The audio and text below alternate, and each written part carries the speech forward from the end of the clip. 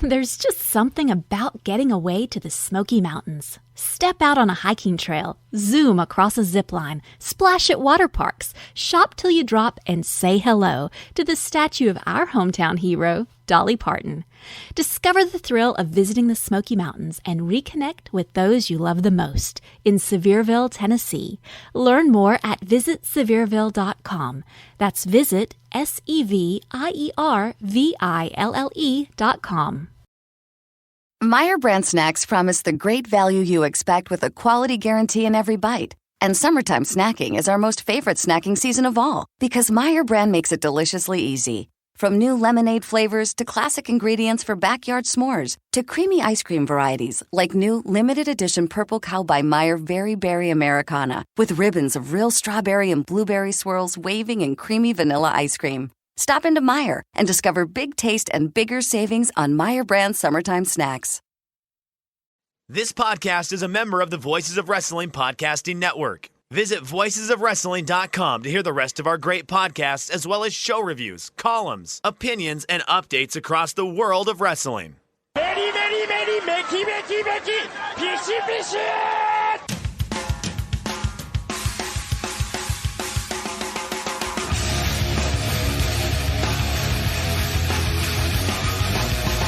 You are listening to the Voices of Wrestling podcast with your hosts, Joe Lanza. X out and go listen to some boring podcast where they're afraid of their own shadow. Okay? Don't listen to Joe Lanza, because Joe Lanza's not changing. And Rich Craich. Give me a name. Like who delivers this guy in a big spot? Joe, don't yell at me. In the big spot, who delivers better than this guy? Stop yelling at me. I agree.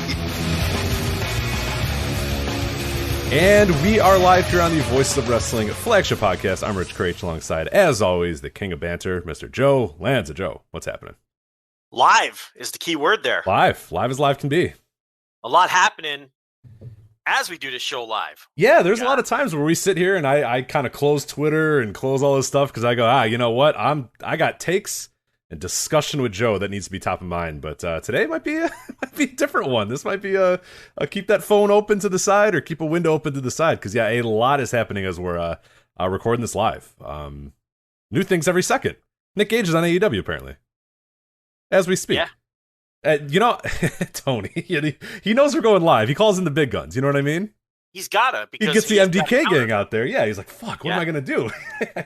He's got to have on the first class, the first flight out of, I don't know, probably Philly, right? Is that where Nick Gage? I can't imagine he's ever left Philly, right?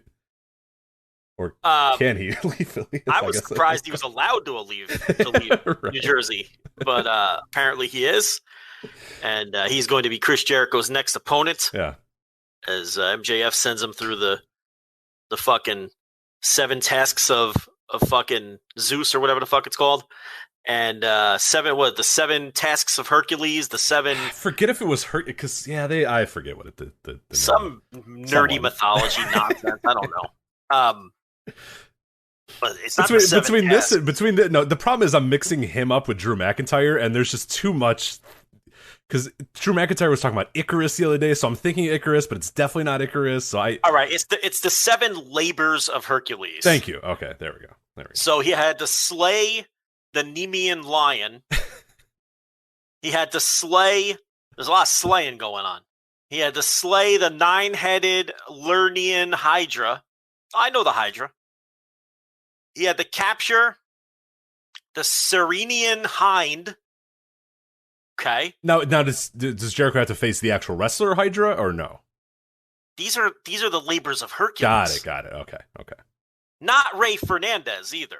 The not Hercules Hernandez, the wrestler. He's dead. I was gonna say that'd be a nice get a little spot for Ray Hernandez, but yeah, unfortunately, I think he's no, definitely not. Yeah, it's passed away I think about 2 decades ago. So yeah. So next up is capture the Erymanthian boar. Okay. I mean, but you're right. They could bring in Hydra. Yeah, honestly, as you're reading these, I think other than Hercules, that's a tough get these days. Getting Ray. No, but Jericho is Hercules in this. That's true. Okay, so you don't need him, but yeah, you can get Hydra. You can get Wild Boar for the boar. You can get either Wild Boar Or you can get the boar of Moldova from. Oh, you're right. Yeah, Chikara's really good. Takes care of you. I was gonna say Chikara's gonna have a lot of what you need. You just have to hope that they're not sex pests. Which, as far as I think the people we mentioned, I think we're okay so far. But I don't know. I'm not sure. I don't think that was Chikara's problem, right? Yeah, we mentioned we've named a wrestler already in this. We have said the name of somebody who I believe got into a little bit of an issue. We have. One Icarus, I believe. Didn't he get into No, he didn't get in any trouble. Are you sure? I'm positive. You better clear the name of Icarus. Okay, I apologize if Icarus did not get allegedly. Rich will have the producer will have to look. Yeah, allegedly. I don't recall seeing Icarus accused of anything. But look, it was a confusing time. And you were bouncing around the mountains. Yes. So, Joe, I will take you to Ringside News on June 24th. Chikara wrestler Icarus accused of showing off pictures of underage girl, bragging that she, quote, liked it rough. So, hey, well, listen. A lot happened. Hey, there was a lot going on. Right. My bad. You can't remember them all. So, you really can't. You can't keep them straight. An unfortunate W for Rich. One that he probably didn't want. Yeah, honestly, not the greatest. Hi, 4 minutes into the show, let me talk about this wrestler who was showing people underage girls. But it'd be nice if you were wrong, but unfortunately, you were correct. Okay, so we got allegedly. We don't know if he's been right. cleared. I have no idea. I'm just saying that these are allegations. Right. Absolutely. Yeah. Okay. Next up is clean the Augean stables in a single day.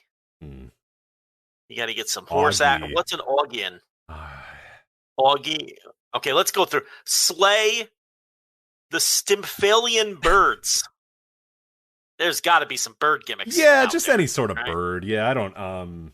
Once again, you got to dip into Chikara. I think there's got to be some kind of bird gimmicks there. A free bird. I guess you could try to find one of the free. You could. Yeah. Get Michael Hayes in there. See the last one left. No, Buddy Roberts is dead. Yeah, he's the only one. Oh, well, Jimmy Jam Garvin's out there. Jimmy Jam. Yeah, absolutely. Get him a job. Jimmy Jam Garvin. I was just watching, what was it, Wrestle War 92, I think. And Bash 90. We're watching Bash 92. I was, but on Wrestle War 92, it was the Freebirds against Greg Valentine and the Tailor Made Man for the U.S. Tag Team titles. It's a good match. Good little opener. It was like 20 minutes. I was going to say, it's one of those classic 1990 to 1992 WCW openers that goes like 25 minutes. Love those pay-per-views. They're such good pay-per-views. Random singles matches up and down the cards. Yeah. I love that stuff. Like that 1990 show with Dutch Mantel versus Doug Furnace for no reason. Right. They're going to wrestle. Yeah. What's the story? No, the B-roll, we always talk about the Raw is just a B-roll factory now. There was no B-roll for Doug Furnace. You know what I mean? It was just like Dutch Mantel and Doug Furnace are here and they're going to face each other in a professional wrestling match. These are two men trying to move up the rankings. Right. Yeah, the very mighty rankings. Yeah, the people still can't get a handle on in 2021. They want to pick up a win and challenge for some gold. But what was I going to say? Oh, and at 92, Wrestle War, so the Freebirds, they win the U.S. titles from Greg Valentine, Tailor Made Man. And then they have an interview later on with one of the interview dopes. I can't remember. Was it Ross? No, Ross and Ventura were doing commentary. I don't know who the interviewer was, but Precious was there. They brought Precious back in 92. I had no recollection of this. Do you remember them? Yeah, no, I don't. Yeah, I can't. As far back as 92, no, I don't remember her at all. Now, she didn't come down to the ring with them. She was just in the interview, celebrating the big title win. Strange. And she was dressed real classy, and it was a different version of Precious. Was it Bischoff and Hyatt? I remember them a lot during that era. It may have been Missy Hyatt, as a matter of fact. up by the entranceway. Yeah, it was in the back. But I do think it was Missy Hyatt doing conducting this particular interview. But yeah, Precious was there, and then they went back to Shivani. It was Shivani and Bischoff at a desk, hosting the show. It was Jim Ross and Ventura commentating the show, and it was Missy Hyatt. Got it. That makes sense. That sounds 1992. That sounds about right. Yeah. So Precious was there, and then they cut back to Shivani, and he's like, "Oh, it's the return of Precious." So I guess that's when she came back. I can't imagine she lasted long because I have no recollection of this. But she was looking good, too. Looking good. Smooching with Jimmy Jam after the big title win. I'm sure he got some action that night. He's a champion now, who's the champ, baby, hitting it from behind. So then we had Capture the Cretan Bull is number 6 on this list here. Black Tauros seems like a good option for that. So many bulls. I mean, we can go many different directions. You got El Matador. Yeah. You can get Tito Santana some work if you want. Still out. I know he's the man. I know he's not the bull, but he's bull related, so you can get him. You can get Black Tauros, as we said. Were you there with me in New York when Tito Santana walked by in the hallway, and I swear to God, he looked the same as he did in 1986? Yeah. Oh yeah. You said, my God, Tito hasn't aged a second. Yeah, we both looked at him and pointed. We're like, my God, Tito Santana, look at you. Phenomenal shape. Because you walk through the halls of like any sort of wrestling show, and it's just these decrepit men. You got Lex Luger bumping into me with his wheelchair. You got Greg Valentine, who looks like he's been run over by a car. It's just, like all those old guys. And then here's Tito Santana in his glasses and his like nice polo shirt, just walking by. And you're like, Tito Santana, look at that dude. Like, and you wouldn't even know that he was a worker either. You know what I mean? He's just like, he looks like just like a decently in shape 50-year-old Hispanic man. You know what I mean? You wouldn't have no idea that was Tito Santana. But yeah, he looked like he's ready to throw that flying forearm at a moment's notice. Oh, yeah. Okay, so I gave you 7 labors. Yes. Here's the problem. There's like 12 of these things. Oh, I don't want to go that. I think MJF is just he's just doing 7. Yeah, just the more important 7, the best 7, the top 7. Where did I leave off? The Cretan Bull? You said the Cretan Bull, yeah. There's many options there. Tito Santana, Black Tauros, Omaha Pro Wrestling Hall of Famer Mantar. Yeah, Mantar. Yeah, El Torito could be there too. Yeah, there's plenty. Absolutely. No. Yeah, there's no shortage of options for the bull. So many bulls. The Mares of Diomedes. The Belt of Hippolyta. The Magic Girdle of Hippolyta, Queen of the Amazons. Oh, any intergender match. Just, Yeah. Bring Mel back. Bring Mel back for that one. I think Mel's... She's tall. Mel's doing... Amazon, she's doing an AEW shot another month, I think. August 7th, I believe. Melanie Cruz is in AAW, yes. Yeah. Right. But this is the Magic Girdle of Hippolyta, the Queen of the Amazons. Mel's a very sizable woman, so I think she can qualify as an Amazon. We have the Cattle of Karrion. That's all it says. There's not many cow gimmicks. Yeah, the cattle. Hey, no, Moscow, the communist bovine. You're right. Again, damn, Chikara. Right. Yeah. You just got to call Quack to see if he can... Who would be a bigger babyface on wrestling Twitter than Moscow, the communist bovine these days? Right. He was a little too early. Right? Yeah. All these weirdo communists running around Twitter. Right. Well, I forgot. Okay, I don't want to unmask this individual, but readily available, this man. So that could work out pretty easily. So Moscow, the communist... You know who Moscow, the communist bovine is? I didn't until 14 seconds ago, but now I do know. So... How would you ever? Oh, how did you find that? Oh, is everyone just unmasking them? Left Yeah. It's okay. Well, they've always done that. Back when we were Shoot Trash, like you could go on to Orange Cassidy's cage match, and it said Orange Cassidy, Fire Hands, you know what I mean? Like, right. Yeah, true. You had to dig a little deeper for some of them, though. But now it's like since nobody respects Chikara anymore. Yeah. Because this man who is, I would say, a positive. I'm trying to figure out the best. I wouldn't classify him as a great wrestler, Joe. Somewhere just beneath a great wrestler. They list all of his gimmicks on Cage Match. So Moscow, the communist bovine. Yeah, who was it? I'm dying to know. He is a blank professional wrestler. Well, if it's on Cage Match, it's Dasher Hatfield, motherfucker. It's a very good professional wrestler. Oh, okay, all right, great. I had no idea it was Moscow, the communist. I didn't either. bovine. Yeah, that's a new thing too. I'm sure it was someone different every night. If we're being honest here, like Retail Dragon was going to be the same guy every night. Retail Dragon was always just pretty. So that's everybody that got booked for Chikara at one point, I think, had to be Retail Dragon. I wish him well in his recovery. That broken ankle in the Super 8 was nasty. I watched that match. Golden Apples of the Hesperides. Carlito's a good get there. You get absolutely all yoked up now still, so you're good. He's ready. Hercules has to. He's in working shape. He is in working shape, and he's starving for work.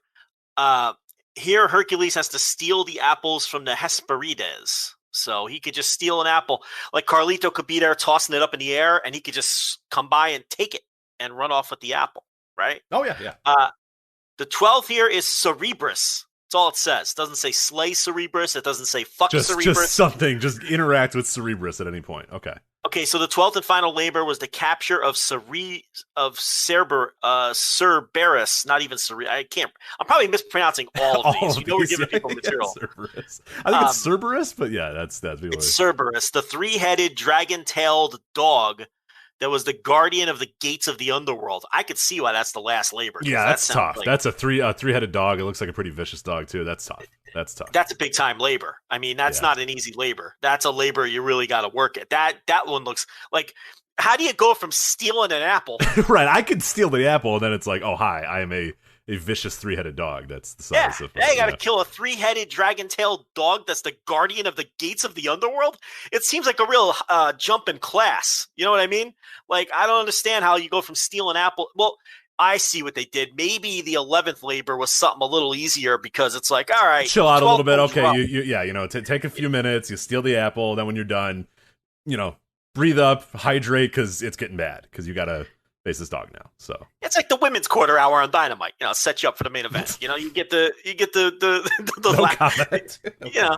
So then we had Cerberus, and then that's so. MJF has cut this down to 7 labors, probably because Tony Khan was like, listen, I don't have 12 weeks. 12, it's a lot of weeks. Yeah, it's a lot of weeks. So let's just. And we can't come up with 12 mystery wrestlers either. So, we're just doing 7, and we're going to end this thing with the Cretan Bull, father of the Minotaur. The Cretan Bull, by the way, is the father of the Minotaur. You got to get Mantar for that one. Oh, okay. That's a no-brainer then. Yeah, you got to get Nebraska Wrestling Hall of Famer. Is he Nebraska Hall of Famer or Wrestling Hall of Famer? I think he's the Omaha. Wrestling Hall I'm sorry, Omaha. Yeah, right. You can't. This is the whole state now. Just Omaha. Yeah. We have to check in with Hype Gotti on that, but I'm pretty sure. Just the Omaha Wrestling Hall of Fame. Right. Okay.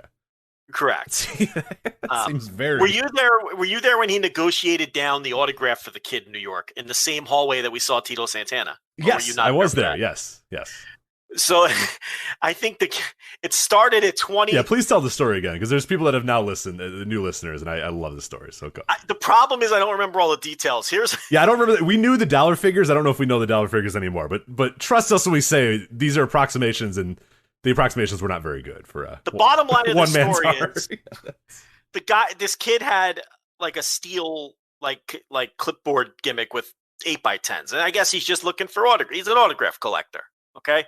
So he sees Mantar walk in the hallway, and he gets real excited. And you can tell it's Mantar, by the way. You know how we said, like, Tito Santana, like, you might not... You can tell it's Mantar, for the record.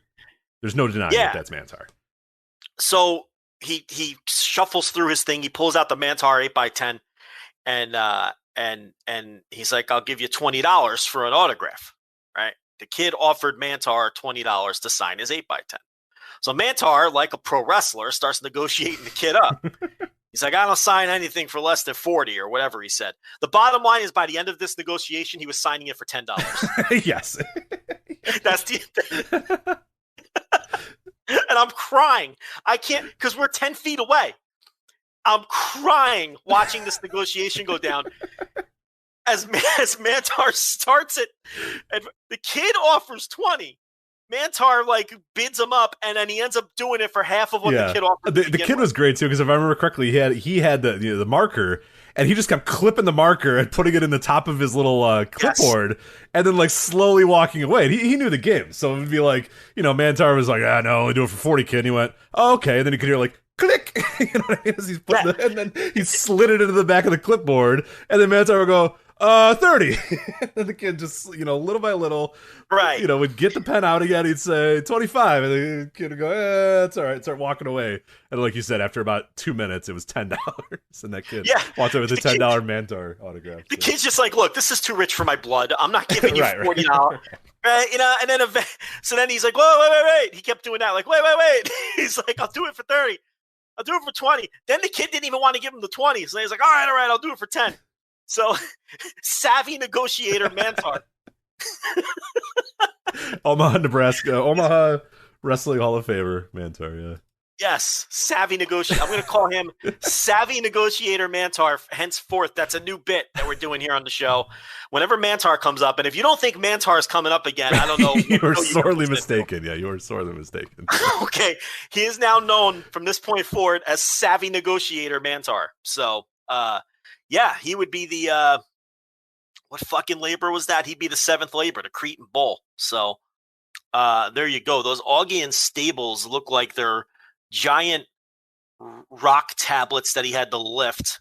I don't know what. Oh, you could get the rock, right? Yeah, great kid. Great kid if you can get the rock. Too bad the wall is dead. He'd come cheaper. Oh, that's right. Yeah, he is dead. Yeah. He's dead. You can't get the wall. But if you could get the wall. All right, Hercules and the board. That one's self-explanatory.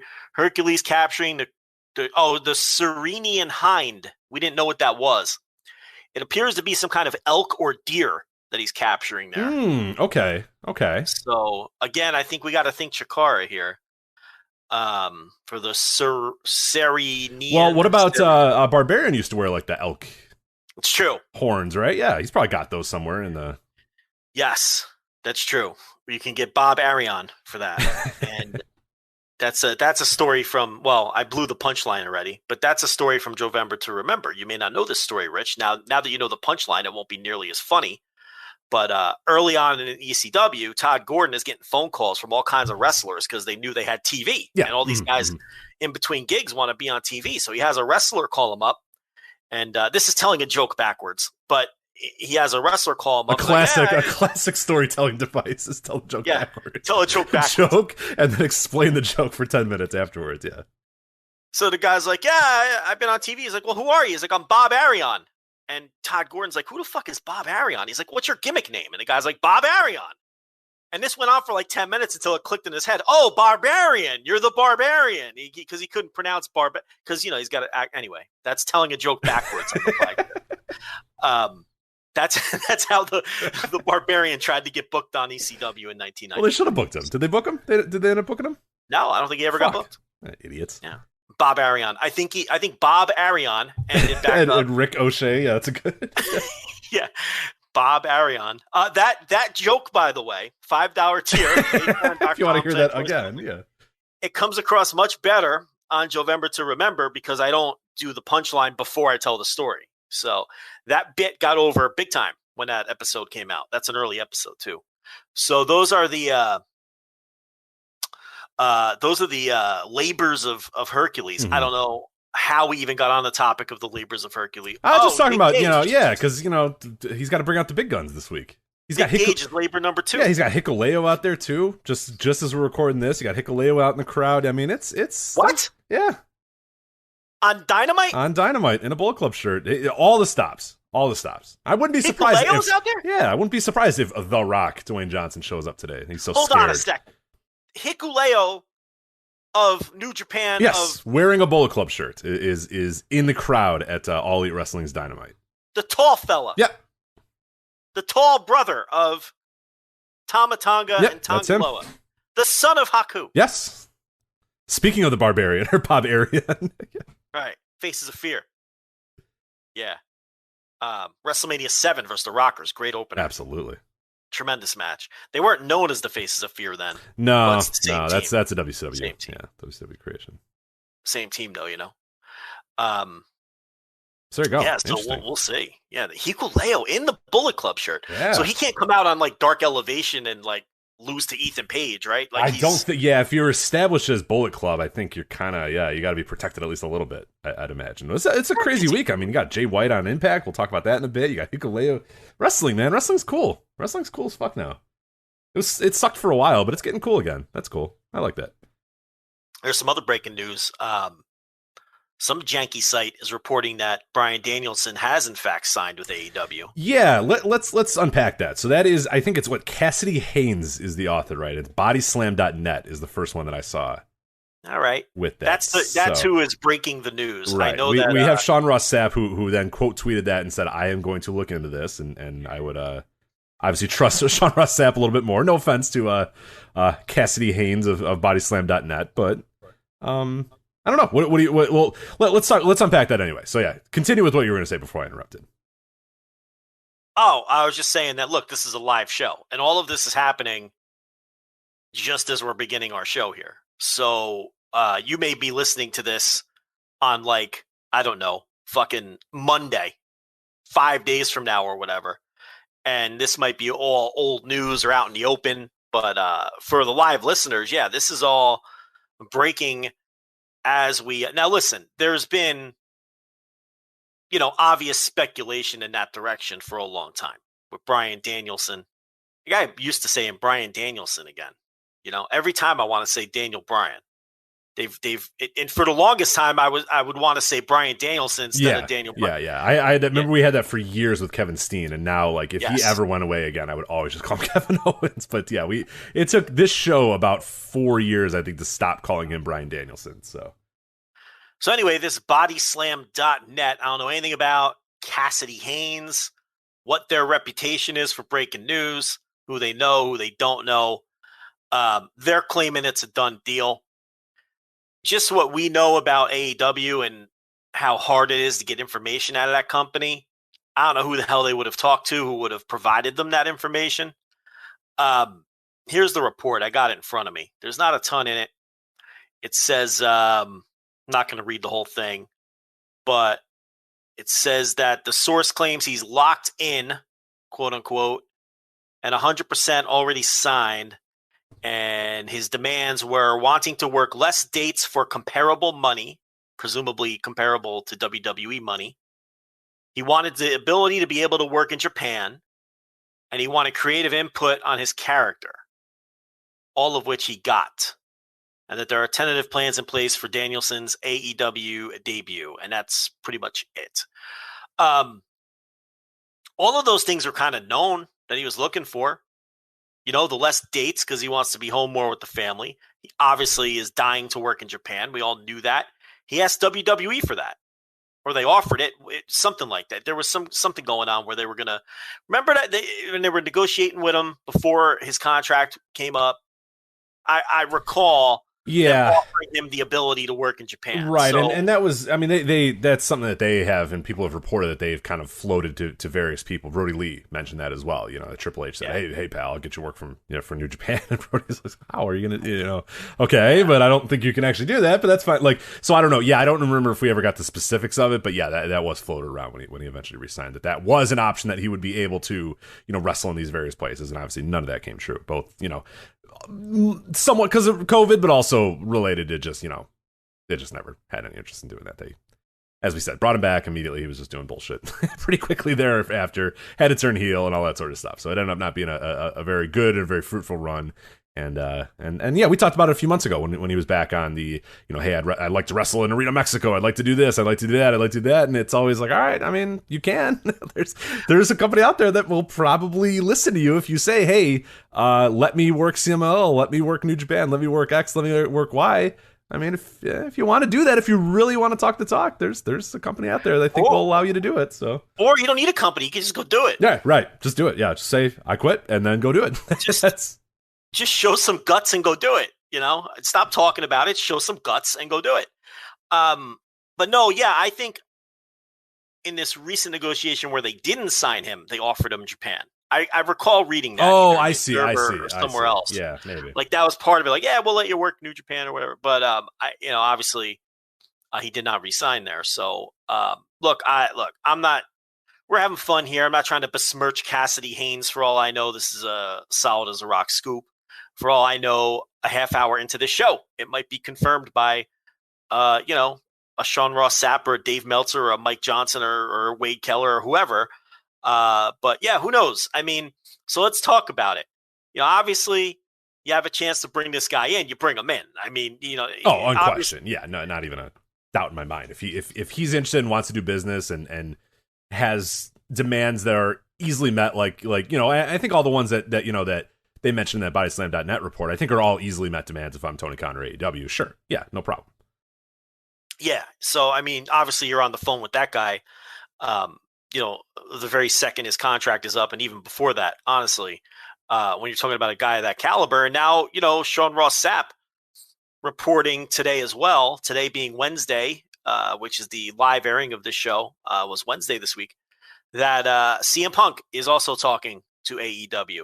Oh, actually, his report was CM Punk is wanting to get back into wrestling, and the likely destination, if there will be one, will be AEW. I think that's important to note. People are kind of running crazy with this Punk to AEW thing, but he's obviously going to work both sides here, right? I mean, he has to, even with his prior relationship with WWE. If nothing else, you use them as leverage, right? I mean, you have to. You'd be an idiot not to. So, but you'd think that seeing you wouldn't think he'd be too excited to get back in a WWE locker room. I know he did the Fox thing. That's not quite the same. Maybe he sees these live AEW crowds, and maybe, he was waiting to play this card until after the pandemic, when, who's really in a hurry to come back to Jacksonville in front of 200 people? These guys live for the pop. Yeah, absolutely. Yeah, and I don't know anything about CM Punk in his real life, but there's a possibility that even he was like, hey, I don't really want to work in front of crowds or in front of people. I don't want to really work with people during COVID. You know what I mean? And maybe he's waiting for everybody to get vaccinated, waiting for him to feel safe. Like, I have no idea. But now seems like a good time. Hey, there's a big pop. People are vaccinated. I'm vaccinated. Yada, yada, yada. Okay, now's a good time to at least I totally get why now you would think about it versus 6 months ago when you think about it. Hey, do I really want to go back, potentially risk my life, potentially risk, infection to go work in front of a bunch of workers and 20 fans in Jacksonville? I get that. I probably wouldn't want to do that. Yeah, you watch this wrestling, and like I said, wrestling is fun over the last few weeks. Like, we're going to talk about Money in the Bank, which was a very fun show. I mean, wrestling is so much 1,000 times more fun with a hot crowd waiting for you to come out and pop for everything. So yeah, there's no doubt in my mind that, like, potentially, I don't know what was going on in his life or whatever, but like, yeah, if he's sitting on the couch, watches a show, hears a big pop and goes, fuck. He's at the end of the day, he's a wrestler. Both these guys are wrestlers. They live for that pop, that crowd going nuts, that reaction. The money's good too. The money's obviously a big part of it, but there's no doubt that the juices get flowing when you watch a show and the pop happens and you go, shit, that could be me. I want to be in front of that again. And maybe you make those calls. In the case of Danielson, we know he doesn't need money. I mean, we can safely... No, Birdie is going to be eating... Birdie's going to be eating beans if he doesn't. Well, he'll probably be eating legumes anyway, grown in the fucking... True, yeah, that she might not have an option. Yeah. But, look, that guy's loaded, his wife's loaded, they're loaded, they're not spendthrifts, okay? So, it wouldn't be for the money in his case. Punk, I don't know, I mean, what's he really doing? I mean, it doesn't last forever. Maybe he could use a buck. I mean, I don't know his motivations, Not that I'm saying there's anything wrong with being motivated by money. There's nothing wrong with that. I mean, why else would you get dropped on your head? Other than for that, like you're saying, that visceral sort of, that endorphin hit when, of the live crowds and whatnot. And that would be Danielson's motivation. And, that doesn't mean he's going to do it for free, so, he's going to want to be paid what he's worth. But obviously, look, we don't need to tell our listeners that these would be enormous gets. I mean, these are are these the two biggest gets, or would you put Lesnar ahead of these two guys? I think close, right? Yeah, honestly, and here's the thing with Lesnar. I think Lesnar's a big get. I think if you brought in Brock Lesnar, it's a huge get. It's a big deal. But for me, and at least if I was running AEW, if I was a part of the leadership structure, to me, getting a CM Punk and a Daniel Bryan, I think that gives you a little bit more cachet with, the more hardcore wrestling fans, the fans that are seeking that alternative and looking for something different. Those are guys that are arguably two of the top kind of alternative wrestling guys in WWE over the last decade or whatever. You know what I mean? Like, those are guys that came up the Ring of Honor, came up through the indies, fans of that ilk, kind of followed their careers and got behind them, when they were in WWE or whatever. I think that works a little bit better for that fan base than a Brock Lesnar. Obviously, bringing in Brock Lesnar is a huge get because he's got that sort of the mom test of people know Brock Lesnar or whatever. But to me, I think CM Punk and Daniel Bryan are an even bigger deal just because when you, especially if you combine those two guys, you bring both those guys in. I just think for that ilk of wrestling fan and that certain buzz factor of wrestling fans, I think it works on a different level than bringing in a Brock, who I think, and some of those fans probably, and I would probably be in the same boat as well. Like, I'd be a little apprehensive about a Brock Lesnar in AEW. How much is he going to try? How much is he going to care? All that sort of stuff. I have no doubt in my mind that Daniel Bryan is going to care. I have no doubt in my mind. I at least I think so. Maybe a little less doubt than I would have for Daniel Bryan. But I think I'm pretty sure that CM Punk would go out there and try. I can't say the same about Brock. I don't know about Brock. I mean, I know he chases the money and all that sort of stuff, but I don't know if he would see AEW as kind of the second tier, the minor league, the second rung or whatever, and not give full effort. I just unfortunately have the New Japan run in my brain with Brock. So, the money wouldn't be second tier. No. Certainly not. Yeah, certainly not. I mean, the Khans have more money than Vince does.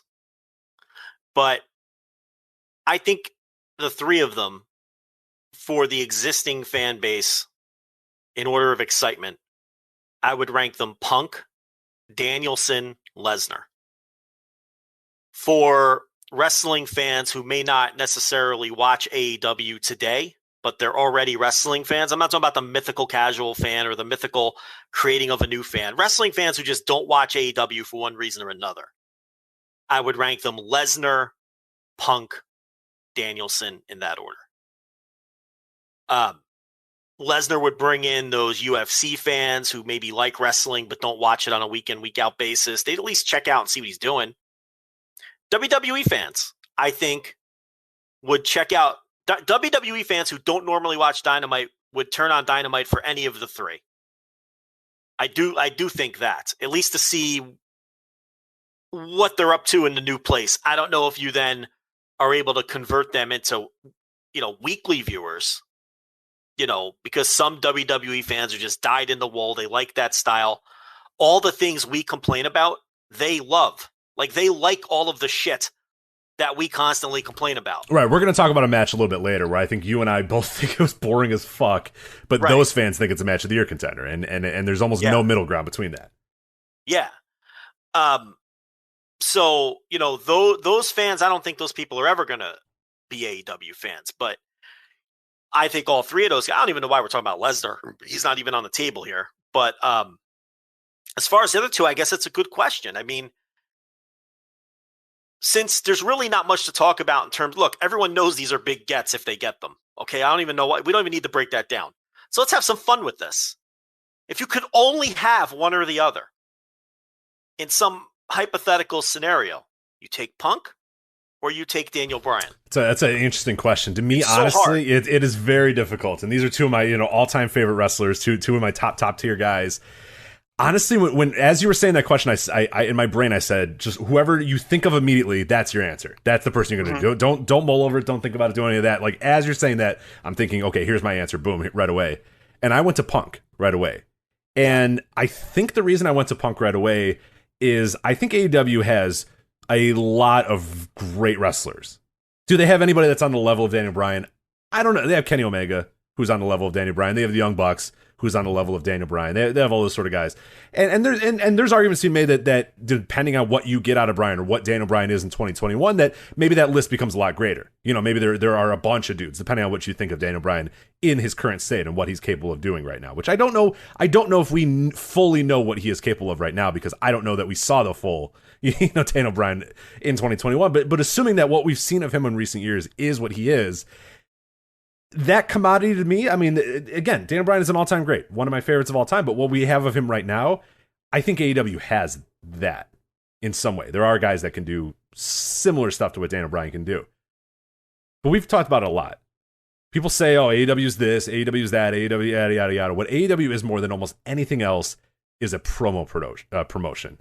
That when those guys go out there and the guys that can talk, your Ricky Starks, your Codys, your Jake the Snakes, like those guys that just go out there and cut these great promos. Brody Lee when before he passed away. Those guys, I mean, that company. Hangman Page does a great job of cutting MJF, MJF, Moxley, yeah, the Kingston. The list goes on. Right down the line. And yes, they have guys that can talk, but I don't think that you can ever have too many guys that can talk people into the building. And that's why I think I would go with Punk over Bryan. I think that Punk basically represents what caused the formation of this promotion to begin with. Right. So I feel like, and again, these, obviously, I'll take both. Can I have both? I want both. Yeah, give me both. But Punk is he just represents everything everyone wanted that is a fan of the promotion. I mean, that was Punk. Yeah, before he fits this the ethos. AEW existed. Yeah, he fits the ethos of the Punk. company for sure. Right. So I feel like to that fan base, that's like their patron saint coming home. Like you could argue he started the movement that led to AEW. You know? Whereas Daniel Bryan, of course, they'll accept him with open arms and all of that. And it's almost like Punk is already sort of an AEW guy, even if he never shows up. With Daniel Bryan, it's almost people want him to embrace AEW. They very badly want him to be an AEW guy. So it'll be big from that perspective. Like, oh, we finally got him. We finally got him out of there. And he's with us now. Right? But with Punk, it's like he kickstarted this whole thing. So I'm with you. It's like, I feel like if I could only have one or the other, I think I'd take Punk. I think I would, even though I think, man, I don't know. It's tough. Maybe you can get more out of Bryan the longer he's there. The problem with Punk, too, is I fear he can be a problem and he can ruin a locker room. That guy, it's dangerous to bring him around. Yeah. You know, he's temperamental. He doesn't get, he's either, he doesn't get along with half the people he meets, and then, and then even the people he gets along with, he eventually turns on it. He's just a temperamental guy. We all know all of the stories, and, he's a hard guy to get along with. He'd probably even tell you that.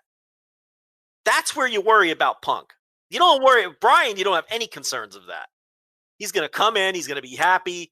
He's going to work. He's going to work hard. And, and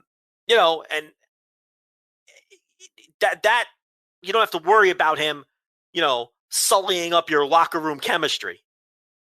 And maybe Punk wouldn't either, but there's definitely more of a danger than that. For sure. Yeah. No doubt. I mean, I have zero doubt that Daniel Bryan comes there, shakes everyone's hand, and gets along with everybody right away, and there's never a problem ever. The entire run he's there. However many years he's there. I can't guarantee that for CM Punk. I can't guarantee that he shakes everyone's hand. I can't guarantee that within 6 months he doesn't get pissy about someone and make some backhanded tweet or whatever. I mean, that's just his personality. The risk reward for CM Punk is obviously much larger than Daniel Bryan. You know exactly what you're getting out of Daniel Bryan, and that's super valuable. That is absolutely tremendously valuable to have that guy on your roster. But yeah, I think you and I kind of see it from the same standpoint there. I mean, the buzz factor for a CM Punk, I think, would be so much larger than Daniel Bryan. And that, again, it takes nothing away from what Bryan can do and what he can offer and what he can bring to the table. It's just like you said, you announce that CM Punk is here in AEW. The lights go out at AEW and Punk is sitting, cross-legged on the entrance ramp. I mean, that is just an all-time moment. And not that, Flight of the Valkyrie plays and Daniel Bryan runs down. Not that wouldn't, or Europe, Final Countdown plays and people go nuts. I mean, there's obviously, that is a huge moment too, but I just think, like you said, Punk, I think, A, from the standpoint of he's kind of the patron saint of this entire thing, this entire movement, and B, I just think that, what he can offer you in terms of his talking ability, potentially, a fan base outside of wrestling in terms of the UFC fan base, but I don't know how much of those even exist anymore, and most of those people were probably wrestling fans in the first place. I just think from my standpoint, if I can only choose one, I think I get a little bit more out of Punk, and I think I get a little bit more buzz and a little bit more. I feel like my company is in a better standing, a better popularity with a CM Punk versus with a Daniel Bryan. But yeah, as you said, obviously you take both of them for sure. Yeah. But what's odd to me is, again, it's so little leaks out of that locker room and out of that front office that this is all very suspicious to me. Why all of a sudden, let's assume this Daniel Bryan story has some legs and it's legitimate information coming out of bodyslam.net. Okay, is that the name of the way? Yes, bodyslam.net. Yep. Let's just work with that premise. Why all of a sudden would these two stories get out? Or how would these two stories get out when they've been able to keep all of their other big surprises quiet? You see where I'm going here. You have to think it's intentional. Okay, why else? Because nothing gets out. And, they've got All Out coming up, and they have no problem selling that. They're not going to have any. Didn't they already sell that out?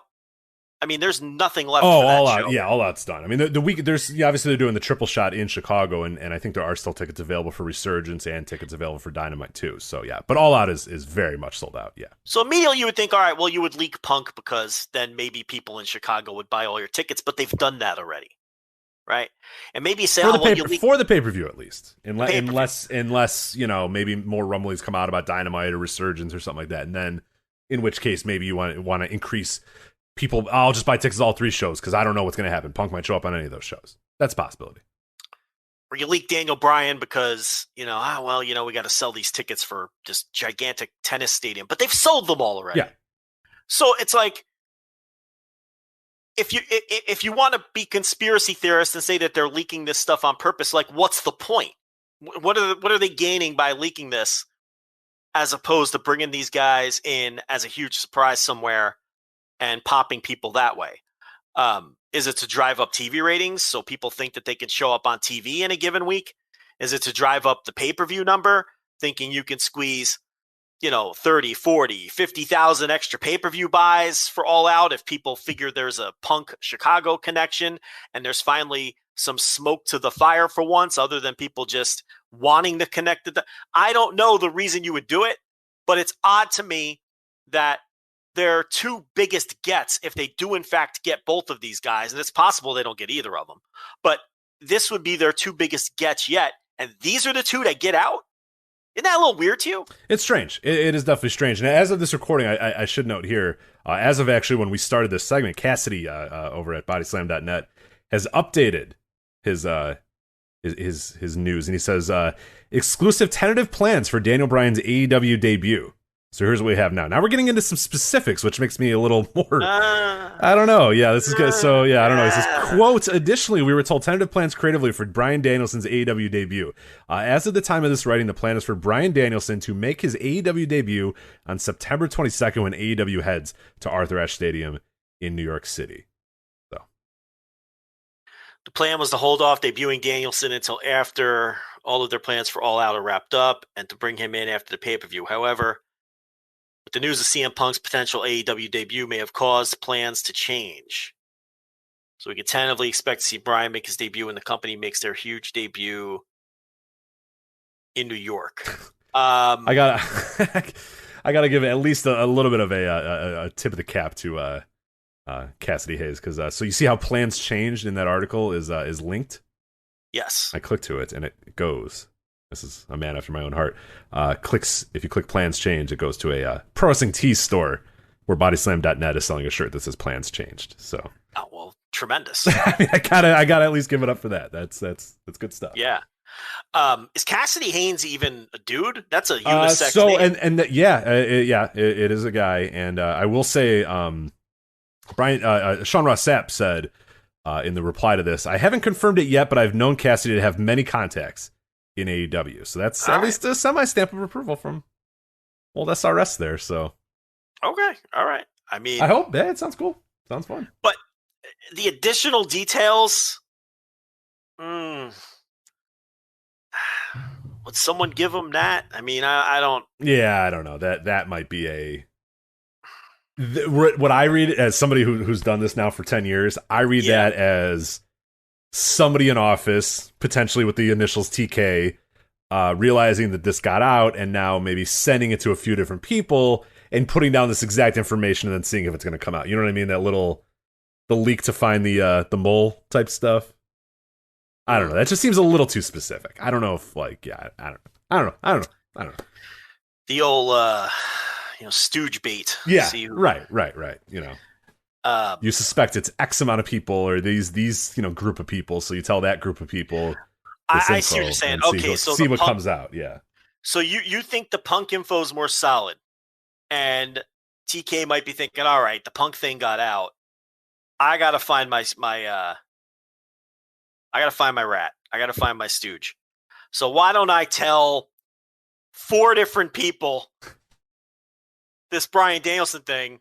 Give 4 slightly different versions of the old stooge test. Yeah, right. Or if not even that, this additional info is the Stooge test.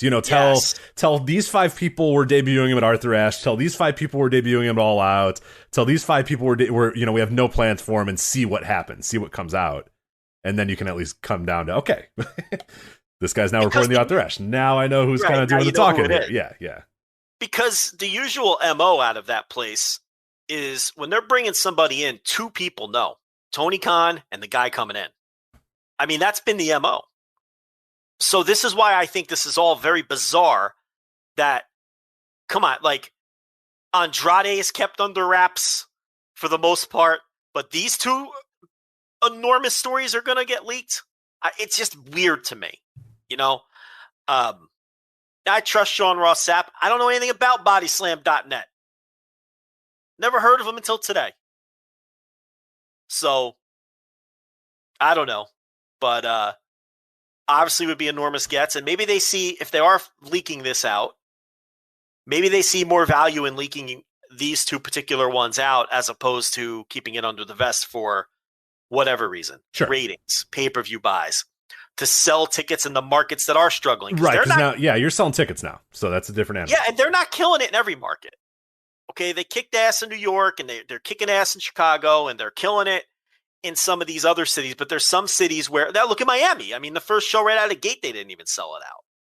And there's some other cities too where they're kind of, there's no cities where they're bombing, what I would call it bombing, but they're not selling out every city or on pace to sell out every city. So, I mean, that could be a factor too. Or it could just be, could it just simply be taking the news cycle back over from WWE with all of their big surprises on Monday? Right. Which we'll talk about here in a bit. But yeah, Cena, Goldberg, all that sort of stuff. And then them saying, all right, cool.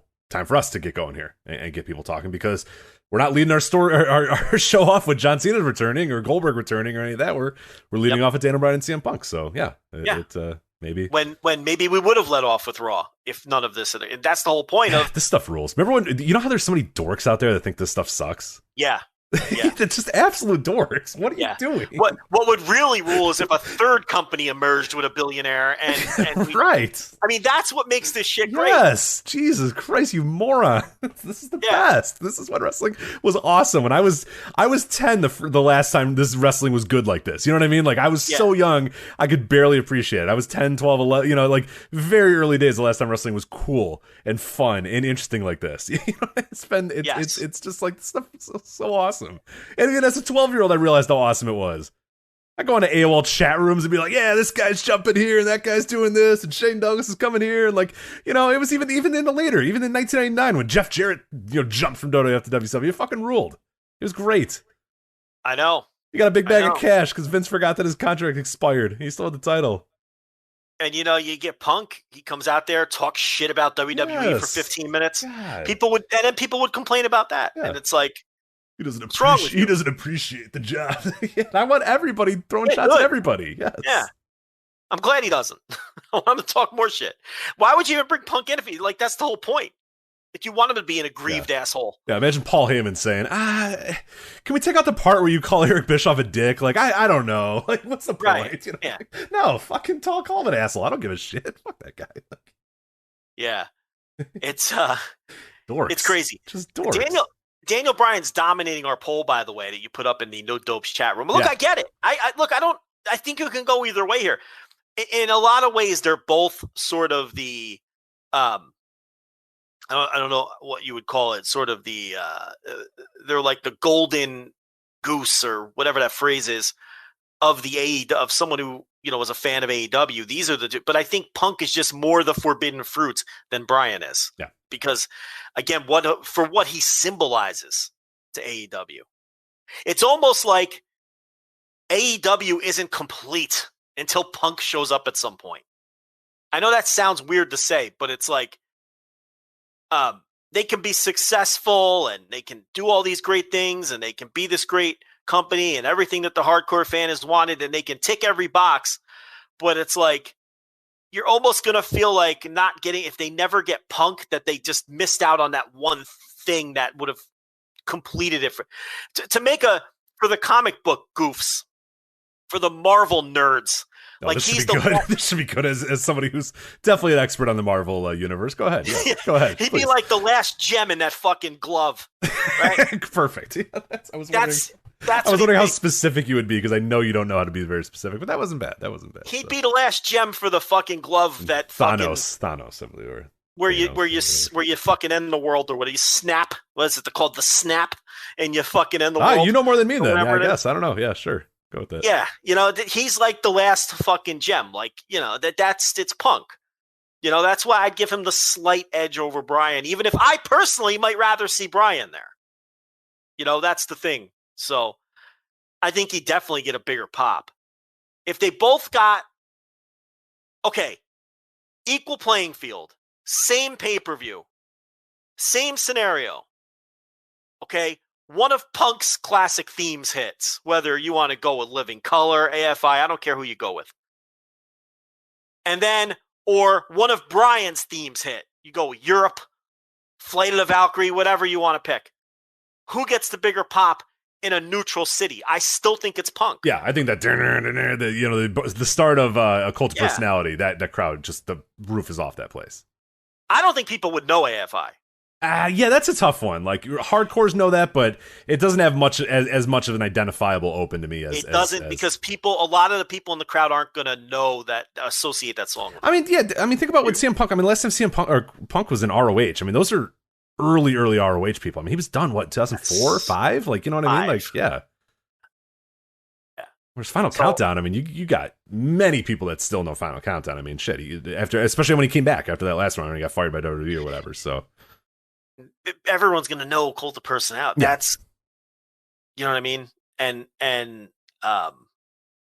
Daniel Bryan too. I think Europe is more identifiable to him than the old Punk ROH song is to him with the current fan base. Yeah, but I think Punk would get the bigger pop. In a neutral city. I'm not saying like Chicago. Obviously, it's no argument. Seattle, maybe Bryan would, right? But I think in any other city in America, I think Punk would get the bigger pop. I do. So it's like, and the thing is, Punk has just been he hasn't wrestled since 2014. He's rejected wrestling at every turn. It's almost like he's like a lot of fans. He's like a spurned lover. Like they've wanted this guy to come back for so long. Bryan's been gone for 10 minutes. Right. That's the other piece. There's so much more mystique with the CM Punk. There's so much, I don't know the right term, but vitriol, with Punk, where you would buy that he would come out there. Because, even if Daniel Bryan came out there and said, I'm finally where I can work and, be a wrestler, there'd be the token like, yeah, he could wrestle. But if Punk came out there. And Bryan had chances and right. the other place. That's the other thing. Like, Punk has just rejected the whole fucking thing. Like, he's rejected the whole thing. Like, I don't want anything to do with any of it. Bryan had a chance and picked the other place once already. Well, I guess the concussion thing, they kind of, depending what dark Twitter thing you want to listen to, he had a shit. Because there's also the idea that legally he couldn't leave, even though he may have wanted to. The whole Ring of Honor deal that was on the table and that whole thing. But that's a whole nother discussion. But, I don't know. It's fun times. This is fun stuff. Whether they get one of them or both of them. Maybe they don't get either one of them. Yeah. Maybe by the end of the show, we'll know that they did get one or the other or both. Well, I do know. But you're right. It's exciting stuff. Why don't people enjoy this? Yeah, this is great. TK going for my own heart here. Debuting one of my close personal friends, Chavo Guerrero Jr. Are you kidding me? Yeah, he is apparently. We don't know for sure, but he appears to have replaced Vicky Guerrero as Andrade's executive. What the fuck is going on? I don't know. That's someone tweeted, "Is this the Dynamite after Mania? Like, what are you guys doing? They've lost their fucking minds." I don't know what's going on. Is that even an upgrade though? Yeah. Who gives a shit about Chavo Guerrero? I will not besmirch my close personal friend Chavo Guerrero Jr. So yeah, well, you're trying to sell dumbbells. Yeah.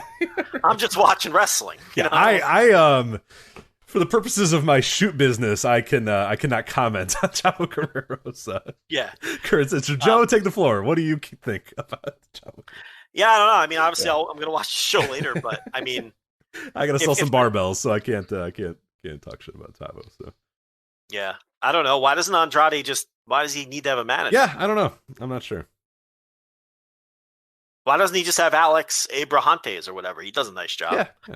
Well, I guess they don't want to associate him with Death Triangle because he's going to feud with Death Triangle. So I guess that's why you wouldn't use him. But no, I guess I'll give it a chance. Chavo. Kerwin White. I will say there's one thing Chavo was great at doing, and that is getting work. That dude always involved in everything. I mean, even when he's not in wrestling, he's in wrestling. He was doing the shit for like Glow. He was doing the shit for. He's probably involved in the Stephen Amell thing too. He's always working, man. Always Lucha working. Underground. Yeah, Lucha Underground. Yeah, always working. Yeah, good for him. He really does always get work. Yeah, hair loss replacement commercials. Right. Which he then shaves, which is the best part. He gets hair plugs and then buzzes it. right. You think he'd grow it out? I know, like, yeah, you got him, man. Go pay a lot of money for that. Those things aren't cheap, you know. You figure the company would want him to have like a Bob Armstrong fro, out there, right, you know. Right. But you're right. He's like shaving it down. You don't even see the benefits, really. You know, it's like, what are you doing that if you're shaving the hair off? The point is it's an excellent point. Yeah, it should be down to his fucking ankles. You know, hey, look how big my hair is. You know, yeah, it's like it'd be like getting the Frank Thomas fucking boner pills and then abstaining from sex. Like, What are we doing here? Like, you know, what do you need the testosterone for if you're not going to lay pipe? You know, you got to go lay some pipe. And she'll love it too. Yeah, because that's the real point about that commercial. They no doubt they give you all the it's great for working out and muscles, and then It'll give you energy, right? And then at the end, that energy boost you need at 4 p.m. No, listen. And then at the end, there's the wife who's stroking the tennis club in that one commercial, and they go, and she'll like it. You know, Doug Flutie and fucking who's the other? Andy Van Slyke. Yeah, Andy Van Slyke. And she'll like it too. Is they're like, hey, you're gonna get fucked by your husband. All right, right. Enjoy that. Yeah, when you guys are done playing tennis. Yeah, it's going to Plowtown. Right. It's going to Plowtown. Yes, it's a household name, Andy Van Slyke. I know. It's like I get Doug Flutie and Frank Thomas, and then fucking. I remember the first time he appeared, I'm like, who the fuck is that guy? And they're like, Andy Van Slyke. You know, in the commercial, like, you know, like you would walk into the gym and recognize Andy Van Slyke. Like Frank Thomas, trust me, I have seen that man in real life. He is 6'4", 275 pounds. Like, you know what Frank Thomas looks like when you walk into a room. Like, he's a very large man. There's no misidentifying Frank Thomas. Like, you know Frank Thomas. Doug Flutie, I mean, I think I would recognize Doug Flutie. I don't know. I feel like most people would probably recognize Doug Flutie, right? Listen, Frank Thomas and Doug Flutie still look like Frank Thomas and Doug Flutie. Andy Van Slyke looks like Anakin Skywalker dying at the end of Return of the Jedi when he takes the helmet off. Like, he doesn't look like Andy. And who even remembers? I don't know if I remember what Andy Van Slyke looked like. Yeah, I don't know if I can tell you what Andy Van Slyke looked like when he was playing for the Pirates in their prime. So right. So it's like a guy that nobody remembers to begin with. He's like a 1.5 war player from 1987 that no one remembers except me and you and our fathers. And you don't, and even if you remember the name, you don't know what he looked like. And he doesn't look like he used to look either. Like, Doug Flutie still looks like Doug Flutie. Right. Doug Flutie's been calling Notre Dame games since 2002. He's still on TV every Saturday. Frank Thomas still looks like Frank Thomas did in 1999. Andy Van Slyke is just a nice little baseball player from 1987. But it's good to know that he still has a powerful boner. Yeah. That's Thanks to Nugenics, I believe, is that we got to get them to sponsor us. As we Nugenics? I would love to get Nugenics. Bury 1/3 of their advertising. But yeah. I think you could at least, I think safely, I think very safe I can make this bet. I think you could sell more boner pills than Andy Van Slyke could. Without question, like a 1-to-1. Like if Andy Van Slyke had a promo code and you had a promo code, I think you sell more boner pills. I would beat Andy Van Slyke, yeah, for sure. Yeah, I think I would. Yeah, you're not beating Flutie. I don't think so, not. And I don't think you're beating Frank Thomas either. So no, I mean that'd be a tough task, but I think I could beat Andy Van Slyke. No, you could. I think you very easily could beat Andy Van Slyke. Yeah, it's more my brand. I mean, my whole brand is right. I've made 19 dick jokes on this show so far. I mean, that's the brand, so that it fits the whole, I'm not going to be afraid to go there, as they say, to sell the pills. I'll go anywhere, I'll bring personal experience into play. I've come on here and talked about popping. Yeah. The big kangaroo or whatever the hell it was. Yeah. Yeah, big kangaroo, absolutely. I see that one every so often. Skin ripping boner. It was unbelievable. It was terrifying. I see that one at gas stations sometimes. And without failure, Michelle sees that I see it. And the nurse sees that I see it. And she goes, I know. Like, don't tell me the story you're gonna bring it up about Joe's ripping boner again. She doesn't want to hear about my boner. No, she's like, I don't care. And I'm like, I mean, he talks about that all the time about his boner. She's like, I know. I don't care. Like, I guess. Yeah. I'm aware. Yeah, ripping boner about it, and I tell her anyway. It doesn't matter. I'm just like, the big kangaroo. She's like, okay, all right, just tell the fucking story. I felt like it was gonna rip from my skin. It was ridiculous. That's the danger of taking a boner pill if you have a normally functioning penis. It's like you don't need that extra power. It's completely unnecessary. It was a little scary, to be completely honest. But there's the Rhino 10,000. The Rhino. I think I see that one every so often. Yeah.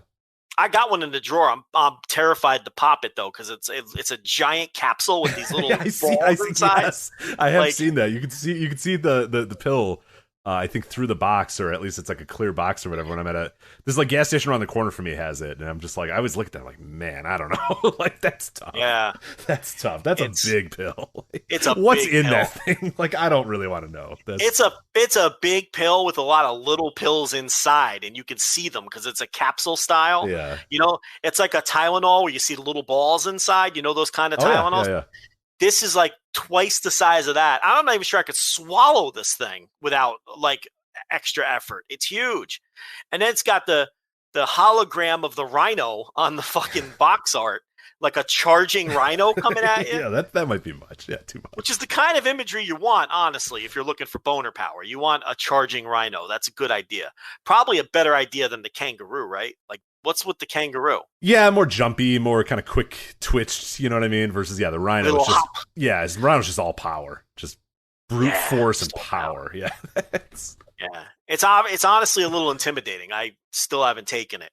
That pill. I'm a little scared of it, to be completely honest. But Chavo Guerrero led us to this. So thank you. In a roundabout way, as the surprises just keep coming. Chavo Guerrero. So okay, that is Daniel Bryan, CM Punk. That is that. I should note here the one thing about Bryan as well, and this is from PW Insider over the weekend as well, is they said Bryan was not a part of recent lists of talent plans for licensing and merchandising, and was not scheduled for any action figure releases as well in the year. But that stuff is always, you know what I mean, that can be kind of loose. But I don't know. Relatively telling, I guess. But the guy's not under contract. Right, exactly. We get that every time with the Brock Lesnar thing, where they're like, oh, they took Brock Lesnar's stuff down from the store, and it's like, yeah, he's under contract. Like, no shit. They're not allowed to sell his likeness if he's not under contract. Like, that's fine. Yeah, we get that. Yeah. But anyway, they'll sign him, they'll put it back up. Absolutely. So that's that. That's Daniel Bryan, and that is CM Punk. You want to stick with the WWE here? Talk Money in the Bank. Yeah, we gotta do Money in the Bank. Yeah, let's do it. Money in the Bank. It's Sunday on the old sort of the Peacock. I guess this is a good opportunity, Joe, to plug ExpressVPN. VoiceOfWrestling.com/express, because halfway through the show, Peacock took an absolute shit. So if you're watching on Peacock, you missed a lot of it, but you don't have to miss all of it. VoiceOfWrestling.com/express. And you're talking about all these great shows that you're watching up on your old network as well. Which, some of that stuff is available on Peacock, but, there's still a shit ton of stuff that they said. They have 30 days, Joe, as of this recording. They have 30 days to get everything up that they said they were going to get up. And that shit, half that stuff's not even up there. Get out of here. Drop Mid-South and make me think that you got everything up there. 30 days until they just promised at SummerSlam they would have everything that was on the current network up on Peacock. I don't buy it, Joe. But anyway, VoiceOfWrestling.com/express to get on ExpressVPN. And then You can live where Joe and I live. He lives on the Docklands. I live in a McDonald's in Melbourne, and I get the WWE Network whenever I want. So can we dispel? They've been shutting down some VPNs lately, WWE Network. But the thing is, if you're going to use ExpressVPN, give the voicesofwrestling.com/express. Yeah, what you need to do is you have to set it up with a foreign address outside the United States. That's the key. That's a very important part of this, which is why Rich chose some random McDonald's in Australia. What do you mean random? Well, any McDonald's will do. I live there. That's where I live. That's right. You live there now. Right. Correct.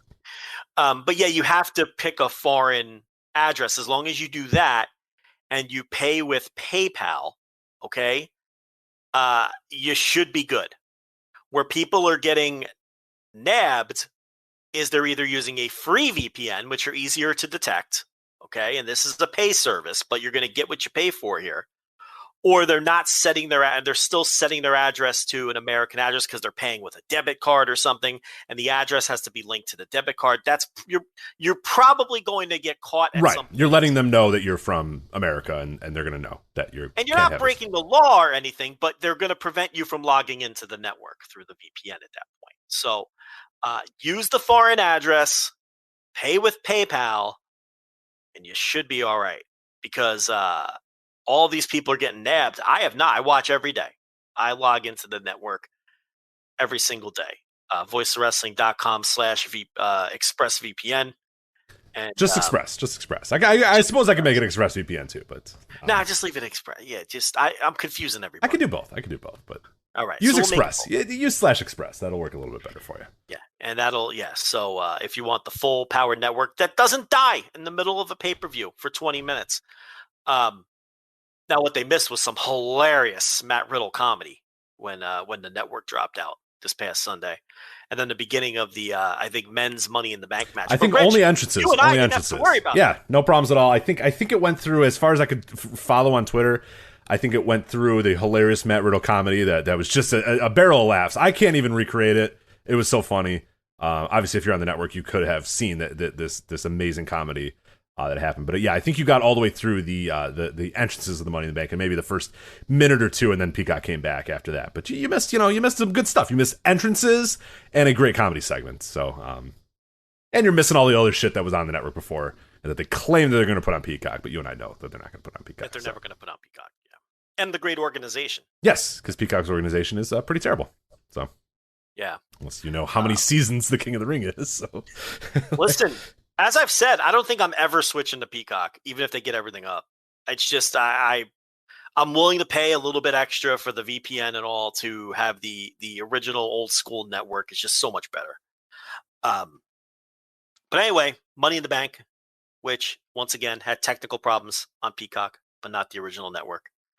Look, I thought the show was pretty good. Yeah, I'm with you. I liked way more than I did like on the show. Hot crowd, great crowd, really brought the entire building. I mean, just having that building full, and they were an easy as hell crowd, which is fine. That's good. People use that as like a derogatory thing. Like, you should have an easy crowd. Like, if you're a good wrestling company, you'll have an easy crowd. Because the crowd believes in you and trusts you and cares and all that sort of stuff. Like, that is the goal of a wrestling company, is to have an easy crowd that goes nuts for everything that you do. That's what you want. So I always hear people say, "Oh, it's an easy crowd." Like, yeah, that's good. That's what I want. But this is an easy crowd, obviously, being that they haven't seen wrestling, they haven't seen live wrestling in a long time, they haven't seen live WWE wrestling in a long time. But I thought the crowd really helped the show, and I thought, you can even take the crowd out of it, and I think this was a pretty solid show with a lot more. Yeah, like I said, that I liked that. A lot more that I liked that over that. Other than I didn't like. The very few things I did not like on the show. We got to address this though with the crowd. I mean, you were right. They're never going to stop sweetening the crowd. Never. They're never going to stop slapping the buttons. There were very obvious moments in the opener, the women's Money in the Bank, where, by the way, talk about easy crowd. About 2 of these women got any kind of reaction coming out. I think Liv Morgan, I can't remember whether Naomi got a reaction or not. She got good reactions during the match, but I don't know if her entrance did. Zelina, I think, got a decent pop when she came out. Well, Tamina got nothing. I I thought Zelina got nothing too. Maybe I'm mixing up Zelina and someone else, but Nikki got nothing as well, for sure. Nikki got nothing. Yeah. Which is like, wow, you're the first people out and some of you were getting nothing.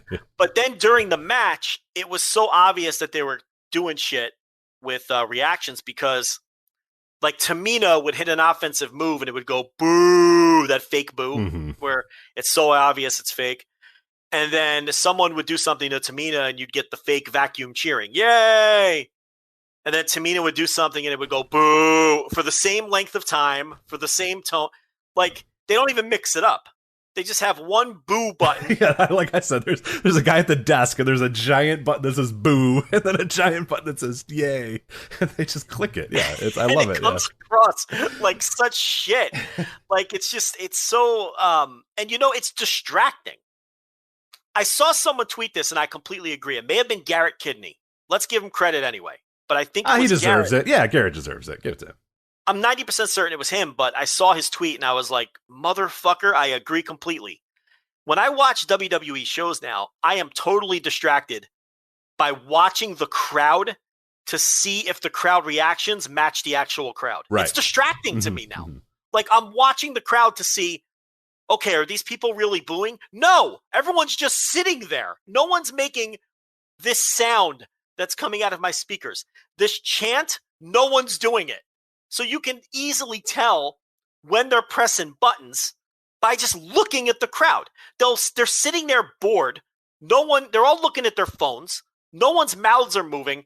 And you hear this boo for Tamina when she does, I don't know, a fucking front kick to the chest on Zelina Vega. So it's irritating. And what it does is it makes you question every pop on the show. Was this really as loud as it came across? Did they add to it? Because they did that for Bianca Belair on SmackDown. It was very obvious they sweetened the reaction she got coming out on SmackDown, that first night where they had the crowds back. And in her case, it was obvious. But on some of these shows where the crowd's going crazy, we may not be able to tell if they're sweetening it or adding to it. It sucks because that's the essence of pro wrestling is who's getting a reaction and who's not. And and listen, yes, they've been doing it forever. We have all the stupid people in our mention saying, well, they've been sweetening crowds forever. Yeah, but what about Hulk Hogan and Sid at Royal Rumble 92? Yeah, that was in the edits. That was in the Coliseum video. Yeah, this whole doing it with live crowds is a relatively new thing. Right. I mean, they've done it for SmackDown for decades. They've done it for Coliseum video. Yeah, all taped stuff. Yeah, and it's like, and it was so obvious on the tape shows, but it's like this again, it fucks with what the essence of what wrestling is. But they don't want to be wrestling. They want to be this content farm, and that whole conversation we've been having for months and months, and it just sucks as a fan, as someone who's interested in who's over and who's not over. And you can't. You look. Edge has come out on all these shows and gotten monster reactions. Those are obviously real, But it's like some of these in between ones. It's like it's hard to tell, and it's just shitty. It's just shitty. Just let the fucking chips fall. If someone's not over, isn't that a good thing to know so you can stop pushing? Right. I would prefer to know that. Yeah, I would prefer to know that. Like in any business, you would prefer to know what's working and what's not working, as opposed to just being, lying to yourself and saying, "Oh, this is working. Yeah, that's fine. No, it's working. It's working." Because that's just bad business. That's just a stupid way to run a business. But when there's a menu item that doesn't sell, I don't tell my bosses we sold 1,000. Right. Exactly. We get it off the menu. I mean, what are we doing here? Get Tamina off the menu. Right, Tamina needs to be off the menu immediately. Yes. Get her out of here. She's useless. No one cares about her, and she sucks. But yes, I guess we'll start with that match. I mean, yeah. Well, I was gonna say out of the gates, this is the match I probably hated the most. I thought this was atrocious. It's not good. This was really, really bad. It speaks to everything that we talked about last week when we were making fun of this division and making fun of that photo. And just, what is this division now? What have you done? I mean, you have access, and you have had access to, like, most of the top women's wrestlers over the last, 4 or 5 years or whatever are in your system or have been in your system or whatever. And this is what you spit out here in this Money in the Bank match is this. And, like, there wasn't even, I mean, the work wasn't even good at any point. Like, and there's some good workers in here. Asuka's a good worker. I think at her core, Alexa Bliss is a decent worker. I think Nikki Cross is a decent worker. I think Liv Morgan's solid. Natalya, Naomi, Tamina, Selena, well, hey, you know what? They're cool too. But like, even with that being said, like, there was nothing, it was all about the sideshow of look at these silly people doing silly things the entire time, which is really weird when you have a match with such stakes as this Money in the Bank ladder match. But, you know, I don't know. It's to me, it was a microcosm of all the issues that that women in this company have right now, where it's just, what direction are you going with this? What are you doing? Why are these people so weird and strange and odd? Like, what's the goal here? What's the end game? Yeah, man, I just thought it sucked. Yeah, I mean, you got Alexa Bliss and Zelina Vega climbing up the ladder. Alexa Bliss stares at Zelina Vega and goes, "Yeah, well, we were gonna get the one zombie spot." Yeah, it's just kind of funny. It's the one that re-debuts Zelina Vega when they do it too, right? And she walks down the ladder because Alexa Bliss made her walk down the ladder, and then just the ending too is so funny. You got all these dorks fighting, and then here comes the superhero almost a superhero who climbs up and steals the Money in the Bank out of that. So, like, people talking about what a tremendous accomplishment it was, and she just, like, you know, comes in through the back door, you know, and wins it. It's not even like it's not even like a she earned it type of win. You know what I mean? It's one of those kind of backhanded wins that they like to do as well. So, I don't know. Yeah, I mean, I'll disagree with you slightly. I think there's more shitty wrestlers in this match than there are good wrestlers. We kind of talked about it last week, and you know, they had their pre-planned stunts like you do in the ladder matches. Just none of it landed. It just wasn't good. The fake crowd reactions were very distracting in this match, more than some of the other matches. And you know, the Alexa Bliss stuff always falls flat with me. There was some booing when Alexa Bliss did that spot. Did you notice that? Yes, there was very much. Did you notice on Raw when they did Alexa's Funhouse or whatever with Eva Marie and Doudrop? Doudrop, yeah. That they turn the crowd off. Yeah, they mute it. Yeah, that's weird because I've been told, Joe, that this is really over and people love it. So, you know, I don't know. Evidence seems to be going the other way on that. I think in her entrance, I noticed this a little bit too. She came out and there was initial boos and then there was cheers. It was one of those, you know, like, you know, actual boos and the like cheer, the vacuum, you know, the airport, you know, cheers for her when she came down. But yeah, I don't think the fans like Alexa Bliss very much. So there's definitely a segment of fans who do. You know, there's creeps paying $800 for her to give them 25-second cameos. I mean, so, and we know that the Reddit mutants are into this, you know, Alexa and Bray Wyatt stuff. So there's a segment of the fan base who likes this stuff, but you know, the early returns with fans are not good so far when it comes to Alexa. I mean, you know, Asuka was like a ghost in this match. She did nothing. She did so little in this match. I thought she was going to win, because I thought it was going to be the deal where everyone else gets some shine because Asuka's going to win. You know how they like to do that? Yeah, right. Like, I was convinced she was going to win the match because I kept forgetting she was actually in the match. And yeah, you know, I think Zelina Vega, she isn't any good, and Tamina's no good. Natalya is very overrated by some people. Other people, I kind of think she's kind of underrated. I don't think she's as bad as people say, but I don't think she's as good as the people who think she's good think she is, if that makes any sense. Naomi, I think, is just exists. I don't have any fucking opinion. She is, Joe, did you know she's a SmackDown talent now as of yes, this week? They moved her over. Yes. Yeah. Did you know she was a Raw talent before this? I did not. Yeah, I did not. Yeah, I don't know if I'd have to think about that one. I saw the news report. Breaking, Naomi traded to SmackDown. I'm like, oh, okay, cool. Liv Morgan, who our own Andy Labar finally pinned down her gimmick. He says that she's I'm like, what is Liv Morgan supposed to be? And he's like, she's a velvet painting of a sad clown. I'm like, that's it. That's what she is. He nailed it. The first person to figure out what Liv Morgan is supposed to be. Right. Yeah. And Alexa, I guess she can be good, but she's not with this gimmick, and Nikki's fine. But yeah, it's just look, we made fun of it last week and it ended up being terrible. I mean, I had a feeling it was going to be terrible. So Yeah, the big spot in this match too, which is funny, is Nikki jumping off that ladder onto everybody, but she fucking blew it. You know what I mean? Like she jumped off, which I again is the comment they probably want out of this character, which again speaks to a lot of issues. Is like she jumps, the ladder falls behind her, she barely makes it to the ring, she barely makes it to the people, but like they showed a replay right away, so obviously they thought, that's good shit. You know what I mean? And it's probably exactly what they wanted out of this almost a superhero character, is for her to come up there and. Calling her almost a superhero every single time is just fucking grating as hell. It's terrible. But well, I guess we can work Raw into this a bit. So she cashes in on Raw and she wins. Now we all know this is just to artificially fluff up Charlotte's numbers, right? I mean, Charlotte's going to beat her either next week or on the next pay-per-view or very shortly. Yeah, Charlotte. Yes. This is not the beginning of a long Nikki Ash run. So no. And she got the big pop for winning on Raw, but that's the title change pop. And that's the cash-in pop, right? Anybody's going to get that.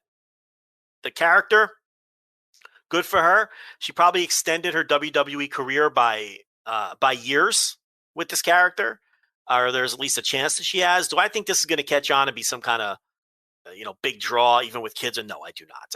I don't think this gimmick is going to. There's nothing kids love more than stupid shit. Yeah, kids love stupid shit. I love this idea that you gotta make something dumb as fuck because kids are gonna love it. Okay.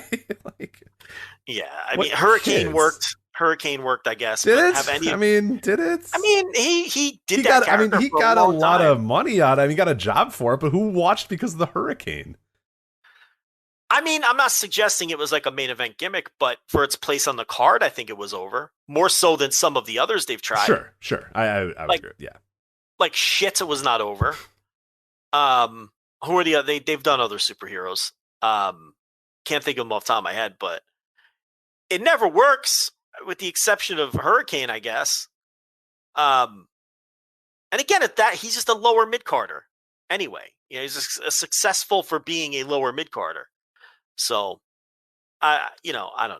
What else do you want me to say? Yeah. We're spending a lot of time on this. We really are. Let's move on. Yeah, this match was bad, so we should move on here. Raw Tag Team title match here. AJ Styles and Omos defeat the Viking Raiders to retain the Raw Tag Team titles. I did note here, this was actually interesting. It's a new kind of directive, I guess, from WWE, is throughout this show, they were doing callbacks of, hey, remember on this pay-per-view when this person did this? And they did that on the first show. They showed a bunch of, they did for Charlotte. Hey, here's when she won all of her other titles. Unfortunately, with this Raw Tag Team title match, they went back to last year when the Viking Raiders and the Street Profits had their Viking basketball game thing from last year, which I was like, I guess, I suppose, but they're like, hey, do you remember when the Viking Raiders did this? And it's like, okay, yeah. I didn't, but then I had to remember again that they did this. But I thought this was a pretty okay match. I thought all things considered, not great, not like an incredible, bell-to-bell match, but I think a solid enough story told by both these guys. And I like this. I thought it was perfectly fine.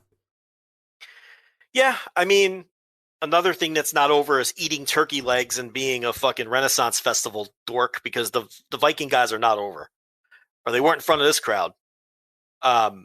This crowd thought AJ Styles was still a babyface.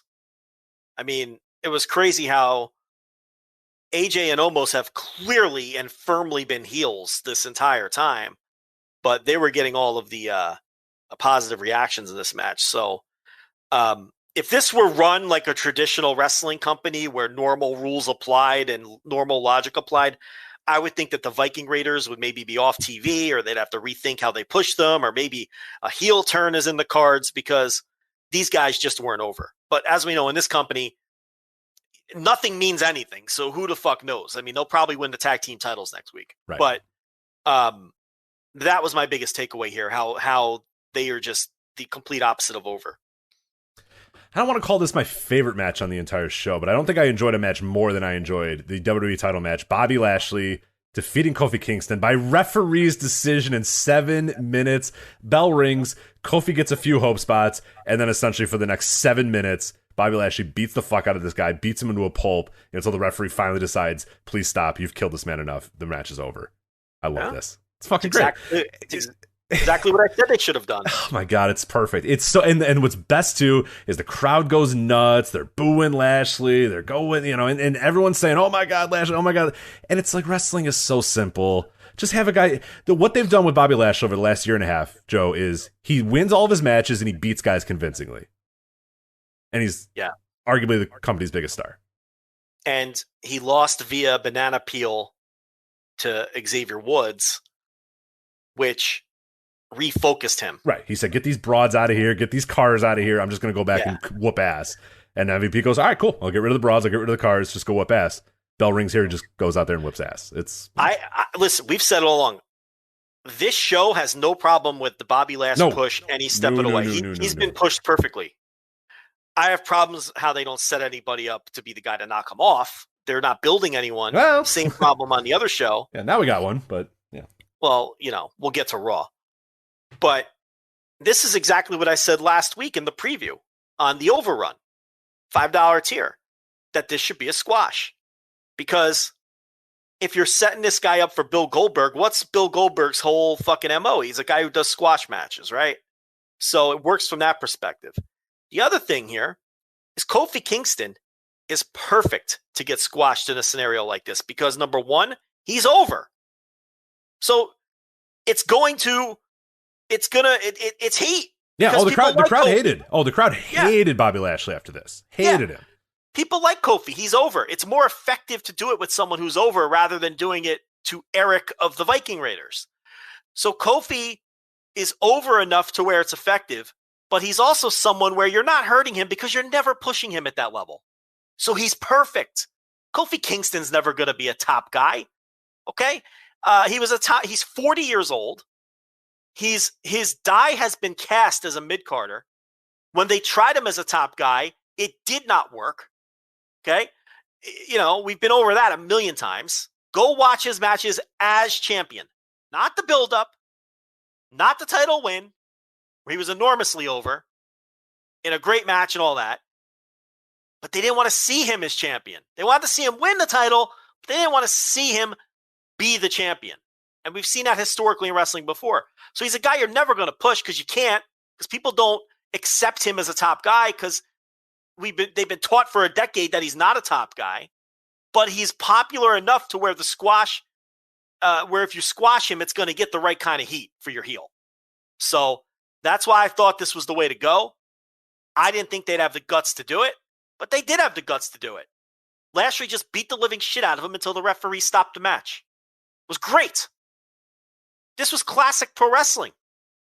And Kofi also is the kind of guy who, he can bump and sell like he's just perfect in every way. Oh yeah. You felt for this guy when it was 6 minutes into this match. You're like, oh my god, this guy's getting absolutely pulverized. And he played his role perfectly. Lashley played his role perfectly. I thought the announcers were perfect. I mean, this is pro wrestling, and it's so simple, and it's so easy, and it's so effective. Yet all up and down this show, and all up and down, everyone's guilty of this. Every single wrestling company is guilty of this, of just overthinking wrestling. It's not fucking hard. It's so simple. And they show you with this Lashley story. They have done nothing with Lashley. That's been everything that he's done for the last year and a half is he comes out, he looks like a badass, he wears cool suits, he has a guy that talks for him, then the bell rings, then he kicks ass, and he wins titles, and that's it. And that's what wrestling has done for 50 years, and it's worked perfectly. And for some reason, we just avoid this, and we go in the most weird directions we could possibly go, where at the end of the day, it's just not that hard. No, you can't do this same thing with every single person, but at its core, guy wins matches, guy convincingly beats other people, guy wins titles. It's not hard. Bobby Lashley has no business selling for Kofi Kingston in this scenario. No. And people will tell you the one misstep was breaking up the Hurt Business and whatnot. I don't think that was the misstep. The misstep was the handling of the guys who got kicked out of the Hurt Business. The follow-up on those guys was terrible because they just did nothing with them. I don't mind breaking Lashley away from those guys. That wasn't the mistake. I don't think that was a mistake. They just didn't catapult those dudes to anything further in the aftermath. So I really have no complaints at all, start to finish, with this Lashley push. So, and I guess we can do Goldberg after we break down the pay-per-view, right? Yeah. Let's do that. We'll talk about all the returns there. But then we had the Raw Women's title match. My leader in the clubhouse for worst feud of the year, but it may have lost it here because you always talk about this with Charlotte. where sometimes with a Charlotte match, and I should say every time with a Charlotte match, there's one of two ways it can go. Charlotte is always going to be reckless, and she's always going to do shit, and she's probably going to hurt the other person. She's probably going to hurt herself. And sometimes the match is an absolute disaster, and you're like, Jesus Christ, what are they going for here? Nothing is working. And sometimes you go, Jesus Christ, this match is a disaster. What are they going for here? Nothing is working. This match fucking rules. You know what I mean? It's the same thing. She wrestles reckless and out of control, and nothing makes sense, and everything's ridiculous. Sometimes it's weird and odd, and you don't really quite get it, and sometimes it just works. This is one of the ones that worked. I thought these two went out there and just did shit. It didn't all look good, but it resembled a fight. It felt like a fight, and it kind of felt reckless, and it felt like one of these two women was going to walk out in a fucking cast and get put into an ambulance, and that made it kind of fun. So I like this. I thought this was pretty damn good. Yeah, this is, I think you nailed my talking point. I don't have much to add. This is one of those Charlotte Flair matches which they're almost always a train wreck. But sometimes they're a train wreck in the bad way, like a lot of the matches against Rhea Ripley. Really, everything they've done in between WrestleMania and Tampa and this match, because the Tampa match was good, the first WrestleMania in the Performance Center. And this match has been sloppy, and it's like, but this was sloppy in all the right ways because you felt like somebody might die. And they were working stiff with each other, and they were dropping each other on their heads. And it worked. And I thought, this was a contender for match of the night. And, you said everything I wanted to say. I really liked it, but I'm with you. The feud fucking stinks. We talked about the angle the next night where once again, Charlotte gets herself disqualified with the belt shot. And then they do the cash in after Rhea beats her up or whatever. But, the feud can go kick rocks. The feud stinks. It's not doing anything for Ripley. I'm losing faith in Ripley by the week. How can you not? It's the same old story with this company. But this match, I thought this match kicked ass. Yeah, not much else really to add about this. I thought there was an interesting point here where, I don't know, they either scrambled or they had no idea what to do or something happened, but there was loud "We Want Becky" chants, and I actually had to watch this part. Well, good.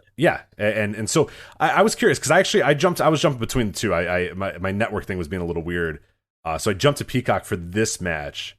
But on WWE Network, did it go to black when Charlotte Flair flicked the crowd off, or no? Not that I noticed. No. Interesting. That's strange. I could be wrong, though. Yeah, so I don't know. Our international listeners might. Right, I'm curious. So what happened is you got a "We Want Becky" chant, and then Charlotte flicked the crowd off, but like they went to black. But then they returned from black. Well, you still saw her like flicking the crowd off. Well, God forbid we do something organic on the show. That right. It's like that would be great that she's flipping off the crowd, and you're building heat. And it made and then what happened was, and I think this actually helped the match a little bit too, is Charlotte's stomping around the ring. People say, "We want Becky, we want Becky." She flicks the crowd off, and then she just stares at Rhea and fucking slaps her. It was like, all right, let's fucking go. Like now I'm pissed. Like I'm upset. Like that could have worked. Yeah, in any other normal wrestling company, they would utilize that as the story of the match. That these two went around here busting their ass and everyone's chanting for, and you could use that as a story. Charlotte Flair could say, "Hey, I'm busting my ass out here and you're chanting for Becky Lynch, who she's not even around. Where the hell is she?" You would use that as a positive. But yeah, of course. Well, what do you think the crowd's going to do in a match where they can't figure out who the babyface is? Right, and they don't like the feud because the feud's been horrendous. And you don't know who to cheer for and you don't know what's going on. And it was in the beginning of the match because they bought in. When this match was done, this crowd was all in on this match. They loved this match when it was done. But at the beginning, because the feud fucking stinks, they had no idea what to root for, no idea who to cheer for. Well, that may have motivated Charlotte both in kayfabe and in reality. She may have been a legitimate. Well, she was. She gave the crowd the finger, so she was legitimately insulted that they were shitting on her match and her feud and chanting for someone who wasn't there, and that may have motivated her to put in the performance that she did, and maybe that helped them go into this extra gear that we're talking about, where they worked stiff as fuck, and the match looked dangerous and it looked real, and you could buy in. So. Again, I think this is a good thing. I mean, if from a company perspective, great. Becky's still over. Yeah. Like tremendously over. But what it would also tell me as someone who's a booker, or it would also tell me, okay, this feud is not over. Because if there was a strong babyface in this feud, that's the name they'd be chanting. The fans had to find their own person to get behind because they don't want to get behind either of these people. And that is a massive hole in the storytelling where neither of these, the fans don't find either of these women likable. And why the fuck would they? Neither one of them are likable. So they chanted for Becky. But yeah, maybe that lit a fire under Charlotte because she beat the living shit out of Rhea Ripley in this match. Yeah. And Ripley gave it back. But the thing is, Charlotte can beat, she's got that, that carte blanche. She can beat up anyone she wants because she's fucking Charlotte. Yeah, Rhea's got to be a little more careful about it. Yeah. And yeah, she can't go out there and give some stiff shots to Charlotte. But Charlotte was definitely giving some stiff shots to Rhea throughout this. But yeah, I mean, obviously it's hard. Like, 6 years ago, would I get upset that Charlotte beat Rhea to win the title? Yeah, probably. But now, who fucking cares? Because she just lost. No. Rhea Ripley, like I said, forget it. Yeah. I mean, they're not. Yeah, I don't care about quickie title changes. I don't care who wins what matches. Like, we're past that. We're past analyzing that stuff. When we were past that? When Charlotte beat her at WrestleMania in Tampa. Yeah. The first Tampa, the Performance Center. When we had that whole follow-up rant and everything. That's it. That's it. They showed right there they weren't interested. And how can you be mad about any of this? This is just their typical. This is the way they do things. Yep. It's so you can't get mad about it. But in a vacuum, I really enjoyed the match. Then we'll go to the men's Money in the Bank here. This is Big E winning the briefcase. He defeated Drew McIntyre, John Morrison, Kevin Owens, King Nakamura, Ricochet, Riddle, and Seth Rollins. I thought this was pretty damn good. I mean, this is right up there with like other Money in the Bank matches that I've seen in history. I mean, I probably like some of the ones from like the mid 2000s a little bit more. Your WrestleMania ones, your kind of Shelton Benjamin showcase Money in the Banks a little bit more. But I thought this one hit all the notes perfectly. I think it did exactly what it needed to do. There was enough guys in this match that could do really cool stuff and really cool spots. And Kevin Owens getting, taking huge bumps and going through ladders. John Morrison doing crazy flips. Ricochet doing crazy flips, Drew McIntyre being the power guy. I think everybody kind of played their role perfectly, and I think as far as this gimmick goes, like there's a certain ceiling on what these types of gimmick matches and these types of ladder matches are going to be for me. But I think as far as what these matches are in 2021, this is probably the best representation of one of them. I mean, I thought this was solid as hell, and I think Big E winning was a great moment, a cool moment, and it kind of unified everybody. Everybody was like, hell yeah, that's awesome, Big E, that's perfect, that's great for him. So hopefully it's the beginning of a huge push for him, but we'll see. Yeah, I'm totally burnt out on these kinds of matches, but this one ruled. I thought it was really good. And a lot of these ladder matches lately, I come on here and give the same review to every one of them. Yeah. I'm burnt out on it. I don't know. I guess it was good. But this one I legitimately liked. I thought Ricochet was phenomenal. Everyone was good. I mean, and the right guy won. Like you said, the right guy won. Do I have faith that they'll go all the way with Big E? Of course not. I have no reason to have faith that they're ever going to. Yeah, how could you? Yeah. But the other thing is, I don't have faith in Big E himself, and I want to expand on this a little. I don't like the things that come out of his mouth. Like, I think I don't think he gets it. I think he's convinced that he can get over being funny guy, and I don't think you can. Not at that level. I don't like a media interview I read this week where he fought and resisted splitting up the New Day multiple times over the last few years, and I'm thinking to myself, why? They wanted, like, I'm almost less sympathetic to them not going all the way with him when they've been trying over the last 2 or 3 years, and they have been fighting tooth and nail not to break up the act. You know what I mean? It's like, that makes me less sympathetic to him because he just loves being in this New Day act. I know he's not in it at the moment, and he finally did split. They finally did do the split. But every time you hear this guy talk, it's like he had to get away from New Day for any of this to happen. You're never getting that push throwing pancakes around. You're just not. And this is a guy who I think is convinced that he could. And they had to fight him to convince him to break up from that act, and that concerns me. How does he not, even just professional pride? How do you not think that you can be a breakout star? We all agree he can be, but like you would think you'd be dying to eventually. Okay, that act got me over to a certain level. Now I want to go on my own and become a big star.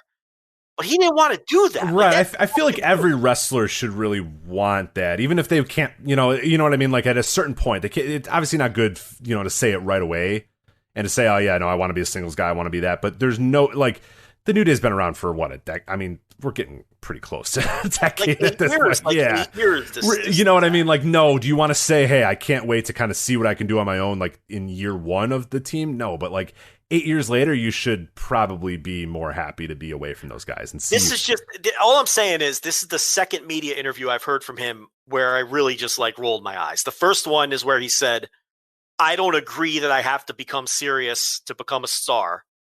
I totally disagree. Yeah, I remember that one. Yeah. He even specifically said, I think I can continue rolling down the ramp and be just, and it's like, no, you cannot. No, you cannot. That is the total antithesis of what people. Right. You can try that, but I'm going to tell you, it's probably not going to work as well as if you didn't roll down the ramp and throw pancakes. Right. So that interview annoyed me. And now this one I saw where it was revealed that he fought tooth and nail not to be split up from New Day. And it's like, what is wrong with this guy? Like, he's like a very intelligent man who gets it in every other way, except for this thing where he just thinks throwing pancakes is the key to success. And maybe the alternate view on this is maybe he is smart enough to know that they're never going to go all the way with him. And being in that act will keep him around. Man, he's fine with his lot in life and just says, keep me here. Let me keep doing this thing. Yeah, that's possible. Yeah, it's possible. Because New Day, that's the other side of it. Maybe he's like, well, fuck it. I know they're never pushing me like a real, true, legitimate superstar push. So this New Day thing, we can keep this over forever. So maybe that's kind of his train of thought because he is just as distrustful of them as we are. So maybe that is his angle. I would like to think and give him the benefit of the doubt and say that it is.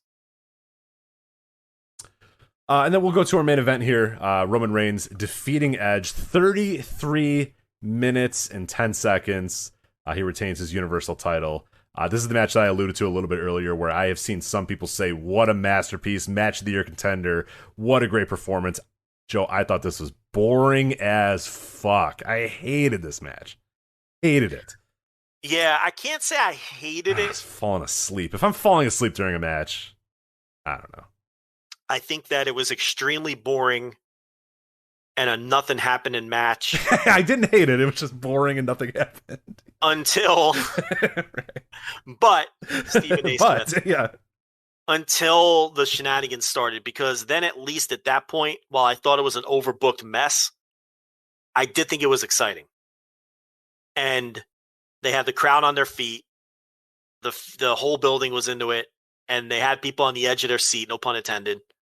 And it was exciting, especially for a match where coming in, I gave Edge 0% chance of winning.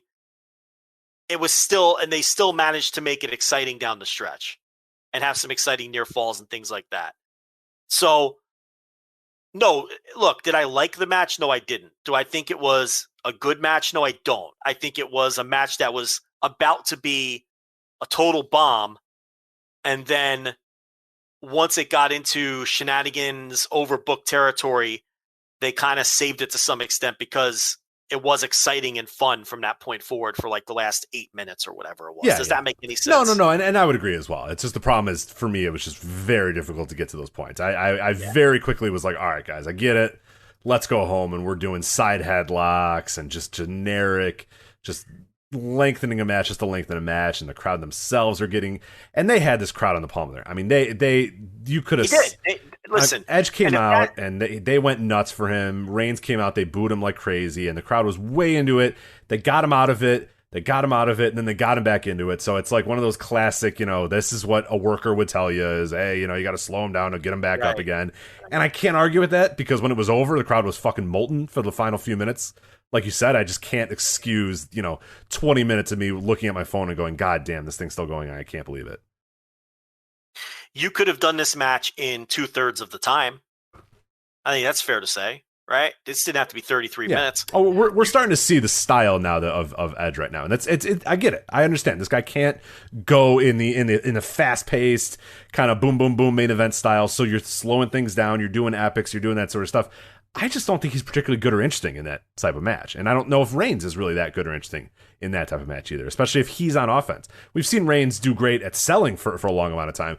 I don't know if Reigns' control periods for 15 minutes are good. I don't know if Edge selling for 15 minutes is very good. And I don't know if the flip side is all that good with these two guys either, to be honest. Well, Reigns' current gimmick and his current working style is not an exciting one. He's methodical, and so that doesn't lend itself to excitement. And Edge, kind of as you alluded to, he fancies himself as like this. He's just up his own ass. He wants to go out there and have these super long, incredible storytelling epics every time he gets out there, and they almost always land flat. I mean, the WrestleMania match was a good little match, the 3-way. In fact, let me pull up. By the way, the match itself, I saw some people calling this a match of the year contender and this and that. The consensus doesn't quite agree. Grapple 3.38. That's probably fair. And cage match, as we do this show live, 7.20. So again, like a 3.6 or something. Yeah, okay, and that's fine. Like, I have no issue with that. I'm probably a little bit lower, but I wouldn't argue with you if you went 3.5 or whatever, or 3. That's fine. I get that. But as we've discussed at the top of the show and what we wanted to talk about, if you were a WWE hardcore, they loved this fucking match. I had put out a tweet the next day saying, all right, Edge has been back for a little bit now. Let's grade his return. I wasn't trying to poke any bears. Wasn't trolling. It was just a straight up grade Edge's return. Right. It's a classic. I haven't been crazy about it. For people that don't know what an experience is like with our account is, what was it, 2 weeks ago, you posted a video of Otis, right?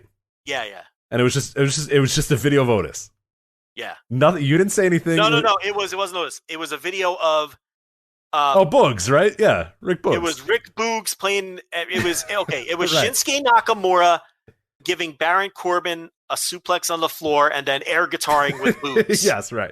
So, presented with no comment. No comment whatsoever. And half the comments were, "You're right, Joe, this fucking sucks." And the other comments were, "You fucking idiots. Like, you think this is good." Like, it was just like, why do you hate WWE? Like, why do you, it was just like. And the other half was, wow, that's such a cool spot. And the other half was, you fucking hate everything. I presented it with no comment. It was great. Like, half the comments were like, all right, guys, we get it. You hate WWE, all right? Stop watching.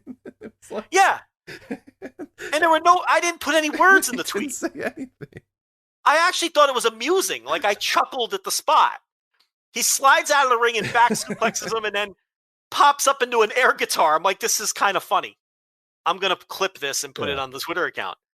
But that's like, people just make up their own. Right. So you putting a poll saying, what do you think of Edge's return, elicited the following responses. So go ahead.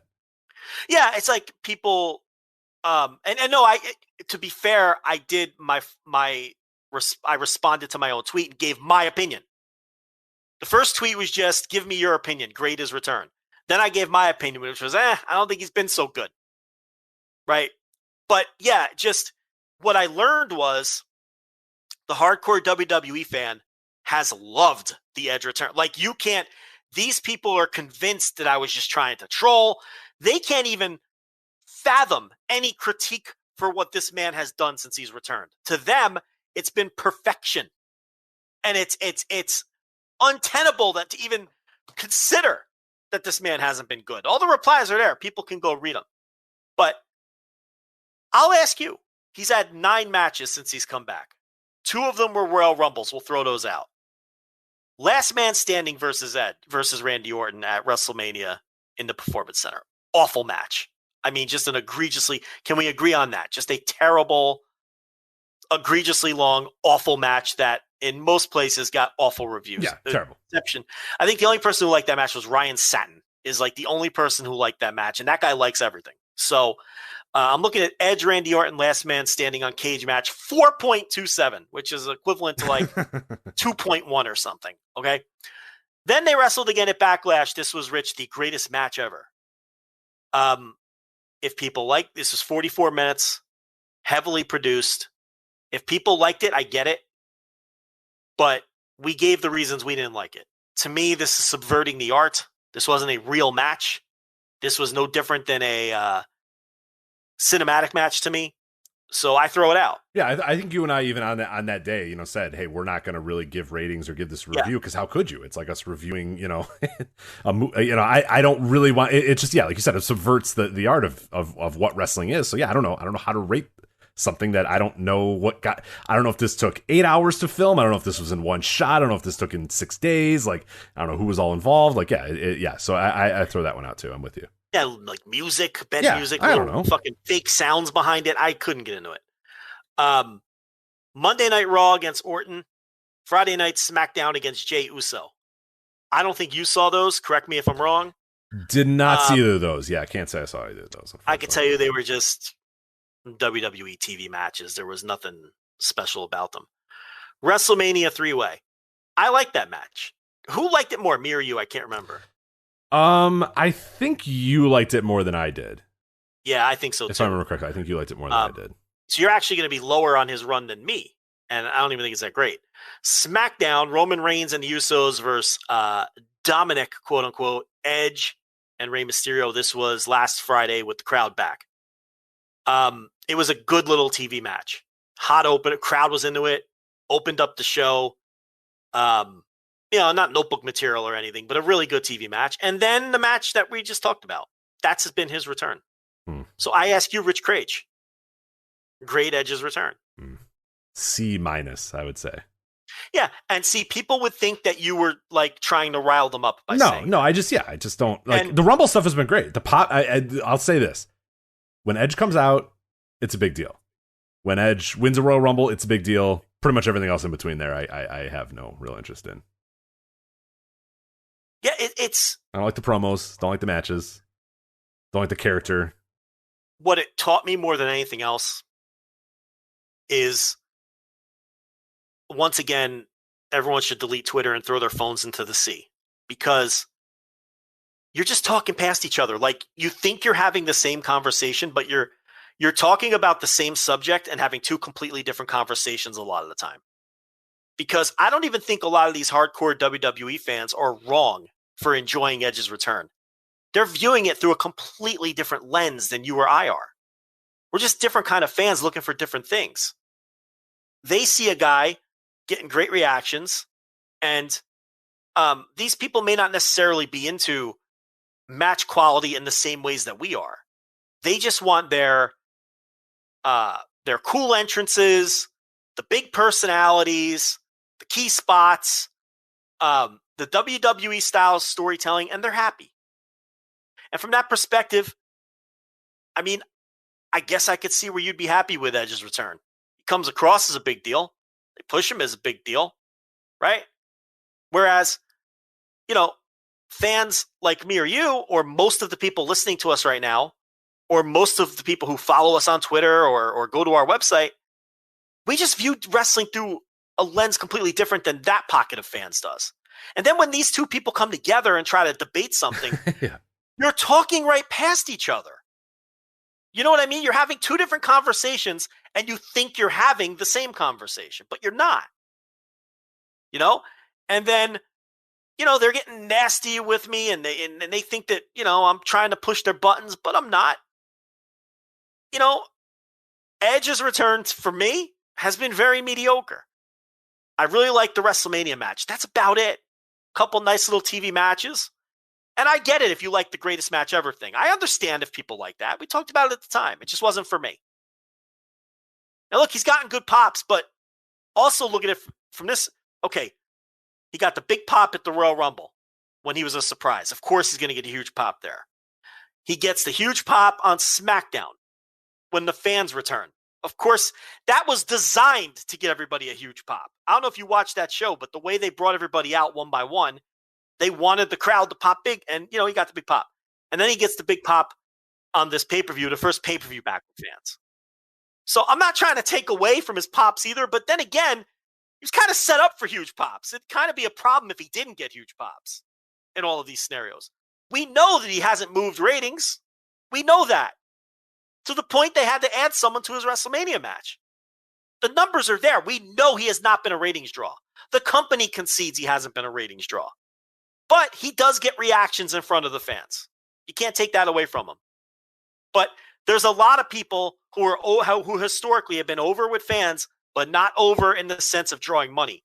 And that's why a lot of old timers in wrestling will tell you being over has nothing to do with crowd pops. Being over means, do you draw money? That's the old school definition of being over.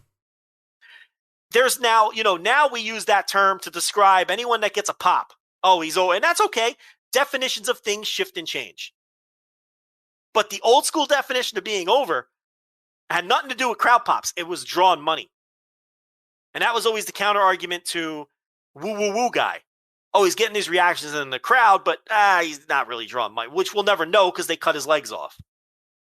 But I don't know at Edge. He's over in the buildings, but we know he's not a ratings mover. We know that. That's a fact.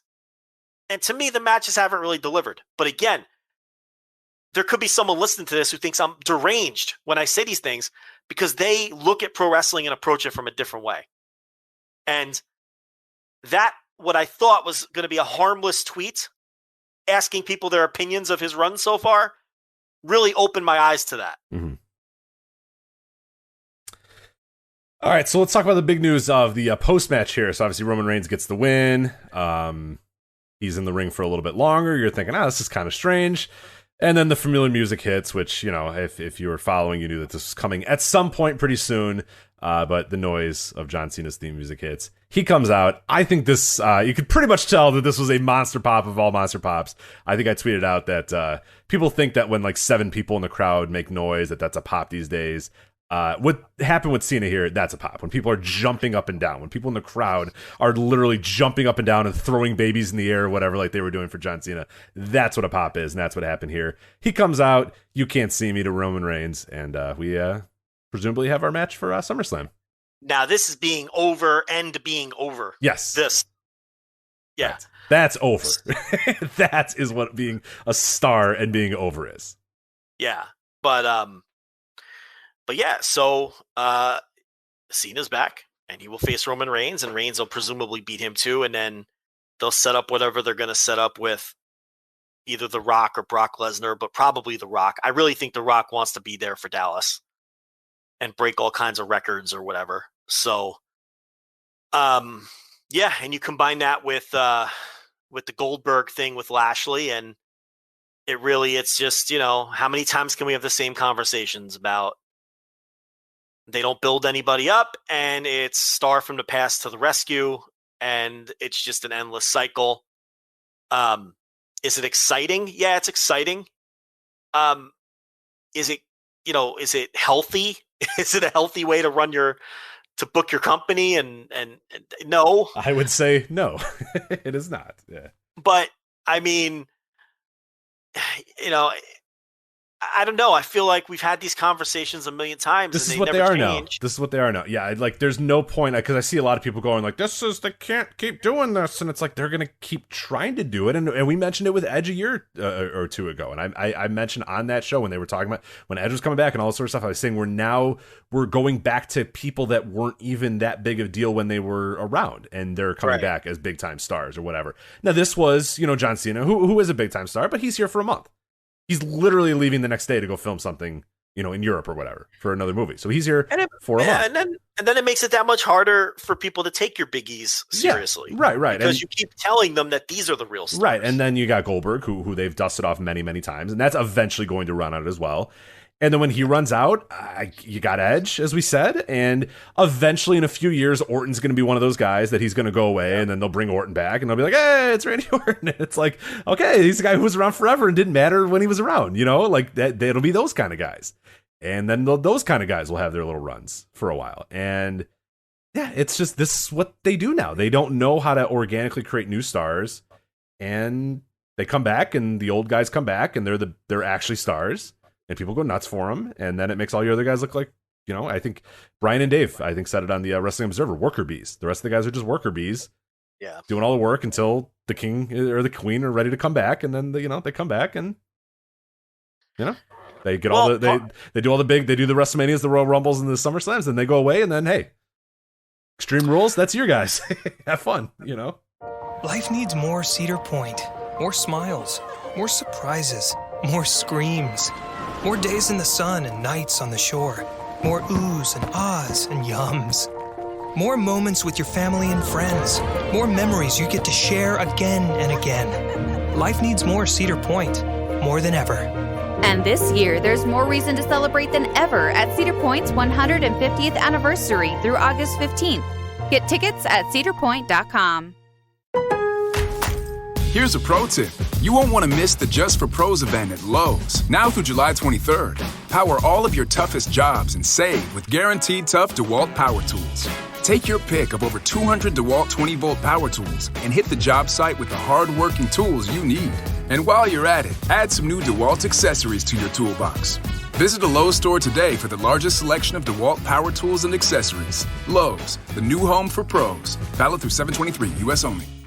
Well, let's talk about a lot of the things that went down on this Raw. So, Keith Lee, he hasn't been around for 7-8 months. And, the initial main roster push didn't exactly go well. I wouldn't say that it went well. But he's been gone forever, and this is like a reset. And people don't remember anything anyway. The fans that follow this company generally don't remember anything anyway. They're taught not to remember things. So this is a chance to press the reset button and maybe build them up a little bit. And what do? They bring him out as a surprise, and they feed him to Lashley immediately. And in a span of 12 minutes, we have burned through his return, his first match, and his first devastating loss. And you're immediately telling the fans he's the same guy he was when he left, just a guy in the middle of the card who is not to be taken seriously. And Rich, I don't know where you stand on this. It's not so much that I think they're burying Keith Lee or killing Keith Lee. I'm okay if you don't think Keith Lee can be a top guy. Like, I have no problem with that. I'm not convinced he can be a top guy. What I don't understand, okay, is they could have fed anyone to Lashley in that spot. They have 200 wrestlers under contract. They could have fed anyone to Lashley because the objective of that match was for Lashley to have a dominating win and to say that no one can beat me. I've gone through everyone. Who's next? And set up Goldberg coming out to that line. Why use the guy who's been gone for 8 months, who you have a chance to reset in that spot? Why not put any old fucking prelim wrestler in that spot, pick a name, okay? And then debut Keith Lee as a surprise somewhere else on your 3-hour and 15-minute show and have him win 8 or 9 matches in a row so that after Lashley's done with Goldberg, you have an opponent set up for Bobby Lashley. A guy who's been heated up and has a bunch of wins and has some momentum, and hopefully the fans are getting behind him, which, believe me, if you just win matches, that's probably going to happen. And now you have yourself a potentially hot match for the next pay-per-view or your next time you want to pop a rating on Raw. You've got Keith Lee beating everybody left and right, and he could be the guy to step up to Bobby Lashley, and then you can have Lashley beat him. I don't care that Lashley beat him. Right. If you think if you want to go with Bobby Lashley instead of Keith Lee, I don't give a shit. I might even agree. In fact, I do. Yeah, agree. I would agree. But why in this way? Yeah, it's both, and it's combined with Kross too. We're talking about Lee right now. We'll get to Kross in a bit, but I think both of these ones are just absolutely inexcusable. You cannot defend it. Indefensible ways to use guys, because you don't have. If you think Keith Lee fucking stinks, then he doesn't have to be on this show. You don't have to use him. You know what I mean? What happened with maximizing your assets? Right. Even if you don't think he could be a top guy, why not maximize the assets? Well, because there's a few scenarios like you played out. So you think Keith Lee fucking stinks and is garbage. Okay, but then just don't use him. Keep him on ice like you had him on ice, and then just fire him. Okay. Or cut him. Yeah, just get rid of him. Okay, so that's the one. I think he sucks, and I have no use for him. We're just going to cut him. It's fine. Okay. Yeah. We're trying to re-debut him and get something out of him. Okay. Okay, great. But okay, then why? We're re-debuting him, and he's going to lose to Lashley. What good does that do him? That does him no good. It does Lashley no good. It's not even a good win for Lashley. because it's a dork that you know, to fans, he's a dork that hasn't been around in a while, and now he's still a dork. And Lashley, it doesn't even help Lashley. It's a zero sum. It helped nobody. Which is why it could have been anyone in the spot, not this guy. Yeah. So there's that, or like you said, if you truly think, okay, we think we can do something with this guy. We don't think he's like a long-term guy, but we can do something with this guy. Then the absolute scenario is like you said.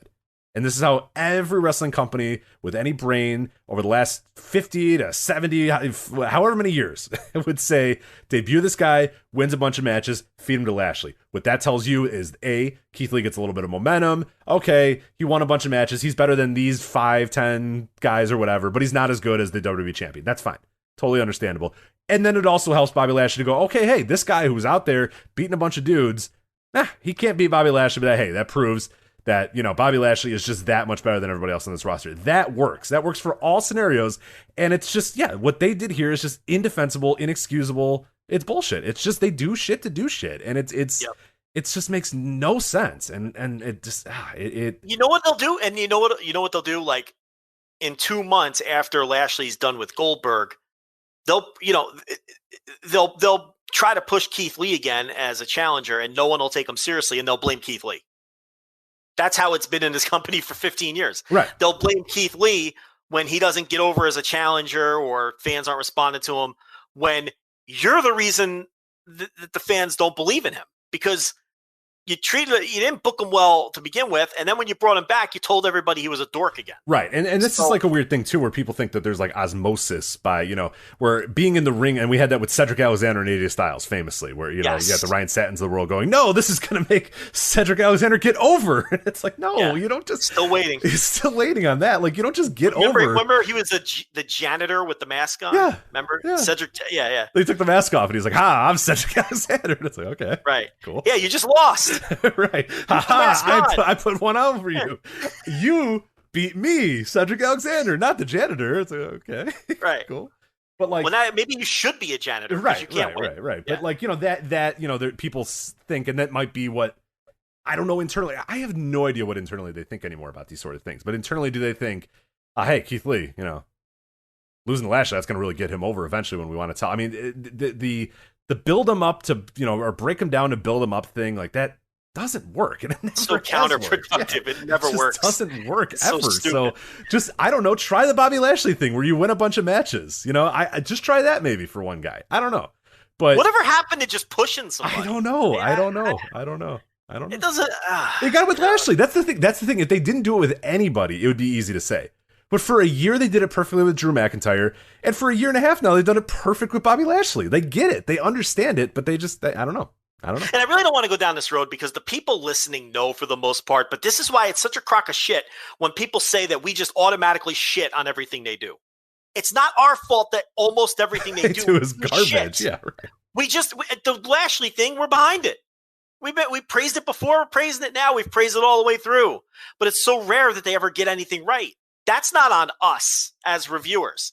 That's not on us as critics. That's on them because that's what they're giving us to critique. It sucks. That's on them, not me. Don't blame me because I think it's shit. It's shit because it's shit. But yeah, it's totally indefensible, as is the Kross thing, which is even more mind-boggling. The Kross thing. The Kross, oh my god. And I don't even like Kross. I think Kross is a dork. I think the character's a dork. How many times have we come on here and said, this is not for us, but it's over? How many times have we come on here and said that? And it's like, you take away Scarlett. Okay, I thought it was corny. I thought she was cringe. Obviously, Vince McMahon agreed. And they take Scarlett, but you take Scarlett away from him, and it's like taking Zelina Vega away from Andrade. It's like you're working against yourself here because that shit got over at least with your core audience, at least with the NXT audience, right? Nothing else about this guy is what got him over. It's not his fucking work. It's not his charisma. It's none of those things. It was that fucking stupid entrance. So you put him behind the 8 ball immediately when you take that away from him. Then he debuts, and you have him lose to a guy who's basically a jabroni at this point. This is in 2008. Someone pointed this out. He lost to Veer on Main Event 6 days earlier. Okay, this isn't vintage Jeff Hardy. The part that you're leaving out, which is arguably to me the most important part, is that Kross is undefeated at NXT. 18 months. Yes. We had Jared J who just pointed out 18 months. I'm glad he put the 18 months. I was just gonna say undefeated at NXT. 18 months undefeated. Beat everybody. Literally, they had a 4-way match, and he stacked every other main eventer in NXT up and pinned them all at the same time. Yeah, type thing. Just destroyed. Johnny Gargano, Adam Cole. It was 6 guys. It was 6 guys, right? Pete Dunne, right? And Pete Dunne. Yeah, 5 guys. 5 guys. Yeah. 4 other main eventers. He stacked them up. He beat them all. Yeah, the match structure was they all tried, but they couldn't even. When he got out of the ring, they could actually have a competitive match. When he got in the ring, he beat everyone's ass. He's that much ahead of all those guys. Yes. Correct. That was the match structure. Right. When he was in there, he just threw guys around. Right. So he's undefeated for 18 months. He's way above all these other dudes. He's an undefeated champion. He goes and he loses to Jeff Hardy. On a schoolboy. Yeah. After you take out Scarlett and take out all the fun entrance stuff, he's just a bald dude who's not even that big. You know what I mean? Like, he's big, but he's not that big. He's not main roster big. Right. And he comes out without Scarlett, loses. I mean, just indefensible. There's no way anybody on this earth except for Peter fucking Rosenberg could defend this thing. Just absolutely any form of storytelling, book, TV show, movie, pro wrestling, anything, indefensible. But yeah. It's because how does this help him? Right. Tell me the path forward after this. Well, here's what people will say. They'll say, well, this gives him a story right out of the gate, and he'll win the feud with Jeff Hardy. And you know what? That might all happen. But that, again, it's counterproductive. This doesn't help him. What would help him is having that match with Jeff Hardy and beating Jeff Hardy in like 27 seconds. That helps him. Getting in a feud with a guy who just lost to Veer on main event doesn't help you even if you win the feud. Never mind that they already stripped you of all of the things that got you over to begin with. So, again, this is intentional. This is what you just said. Tear them down to prove I can build them back up. It doesn't make sense. It's flat out stupid. It would be if AEW, every time they brought a new guy in, they fucking used him as a jobber for 4 months just so Tony Khan can prove that he could build the guy back up and turn him into a star. Right. And worse yet, though, what I think they would do, and this is where I think the Kross thing is even more egregious, is on Dark, you have Wrestler X, whoever Wrestler X is. Yeah. Wrestler X joins the company. He wins 20 straight matches on Dark. Yeah. You know, they build him up as, oh my God, this guy's incredible. This guy's awesome. He comes to AEW Dynamite, and they change his entrance music, change his look, change his gear, and he just loses immediately to, Ty Dillinger or whatever. It's just like, okay. Yeah. It's just the cohesion in this. This is, and I saw people, I think Sean Ross Sapp even said this, like, Ty Dillinger, funny. Right. Sean Spears, right. Ty Dillinger. Right. I'm like, Ty Dillinger. Anyway. Right. Yeah. Sean Spears. That's kind of the point, though. Yeah, like, right. And you just get beat by some fucking, by some bottom. Which Jeff Hardy is these days. Don't get it twisted. Exactly. This is Jeff Hardy. 2008. Yeah, right. Yeah. But, it's just, and I think, I'm paraphrasing here, but I think Sean Ross Sapp said this, or somebody else said this, like, think of, like, what internally has to be going on there in that company. Yeah. Like, there is no way to not see this as some struggle between WWE and NXT, some struggle between Vince and Triple H, some struggle between... It's gotta be, right? Like, there's gotta be something going on. It has to be. There's no way that you can buy that they're in cohesion, and Triple H, Vince says, oh, who you got for me? And he goes, oh, we got Karrion Kross, and yada, yada, yada. And Vince goes, all right, we're gonna have him lose in, 90 seconds. Triple H goes, yeah, perfect. Sounds great, man. Vince went down there to visit and scout. Right. So he picked people out. What about the theory? I've seen this theory that Vince is annoyed that Tony Khan kicked Triple H's ass.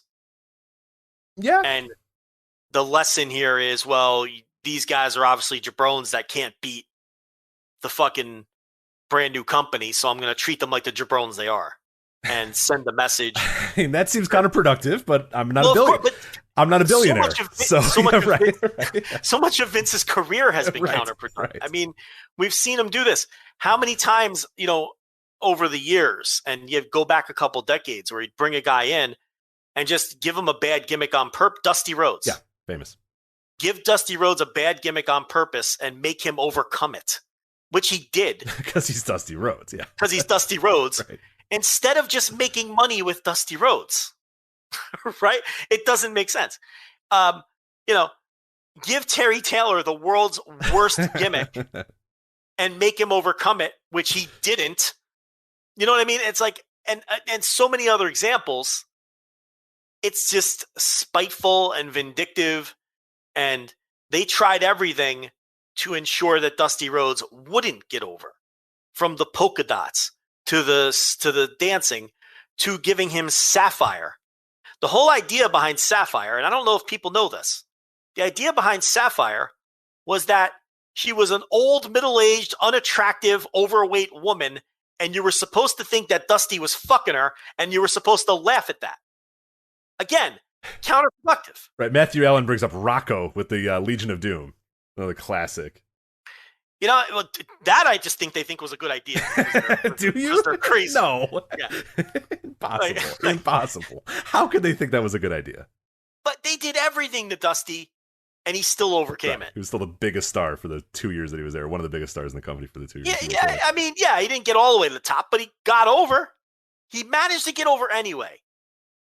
Even with the embarrassing valet, the embarrassing ring gear, the embarrassing presentation, all of those things. But these are examples over the years. The invasion is obviously the biggest example of money left on the table, where they burned through 2 years worth of storylines in an hour. And, because Kevin Dunn, who I think gets a lot of flack he doesn't deserve, Kevin Dunn has sort of become the lightning rod of every complaint. But this one is on him, because it was Kevin Dunn who convinced Vince, you can't let them ever beat our guys. So so the decision was made, instead of having a back and forth feud, which would have made a lot of money, the decision was made to put Stone Cold Steve Austin with them. And right, yeah. Let's let our guys go on their side, because it's more believable that our guys, yes, that our be guys, the real stars of their side. Right. Steph and Shane and Stone Cold will be the stars, and they'll just be the pin eaters, the background players, because we can't let them ever beat up. But they aren't them anymore. They're you. You bought them. You own them. Like that is you. Like it's again, it's the same kind of counterproductive attitude, and it doesn't make sense. But in some cases, I think that Vince just doesn't care, and he gets off on fucking with people, which could be what's happening now. He could be fucking with Triple H. Yeah, and there's a lot of evidence too, because I mean the Shotzi Tegan Nox thing is another great example of that. Tegan Nox just re-debuts. They spend, how long were they doing this stupid battery thing for Tegan Nox? Like 4 weeks, maybe 5 weeks. I forget how long it was. I mean, she was, and then the battery goes to 0 or goes to 100 or whatever, and there's Tegan Nox. She comes out, she debuts, and now like 4 days later, she's on SmackDown. Teaming with Shotzi Blackheart, who she's never interacted with on any level whatsoever. It's just, it reeks of, like you said, Vince got down there and said, all right, these people I like, bring them up, and then immediately just, well, I don't care. I don't give a shit what they did there. I don't care. They're my babies now. They're my things now, and I'm just going to do whatever I want with them. No synergy. Yeah, and it's just... you don't get the sense they're working together. No. It's not. It's a lot. It should be. There's smoke to that fire, man. I can't honestly believe that everybody in that room is saying, good. Exactly. This is how it should work. Vince should be watching that show every week with a fucking notebook in his hand, and then reporting back to Triple H. I like so and so. Heat him up. Get him ready. Right. Here's the story I have in mind for X, and then Triple H should say, okay, cool. Get the NXT guys together and go, okay, Vince wants X to start doing this, and then you start doing it. That's the way it should go. Yeah. And we have to have them ready by X date, because they're coming up on this date. So we have 7 weeks to turn so-and-so, because Vince likes him as a heel, heat him up as a heel, get him over, figure out a way to write him out without embarrassing them because they're getting pushed when they get caught. All of those things. That should be the plan every time. If Vince doesn't want to do it himself, he should have people doing that for him. People he trusts. Whether it's Pritchard or Michael Hayes, whoever. But there's no synergy at all. And you really get the sense with these weird decisions that they're working against each other. It's so fucking weird. Right. Before there seemed to be like ignorance towards it. Like they didn't, like there were times where they worked a little bit together. There were times where there was a little bit of like kind of ignorance from one side, but now it feels like actively like against, like they're totally pulling in different directions now. And it seems almost too blatant that it's, I don't know. It is. And on the other side of the coin, he should be watching the show every week and saying, you know what?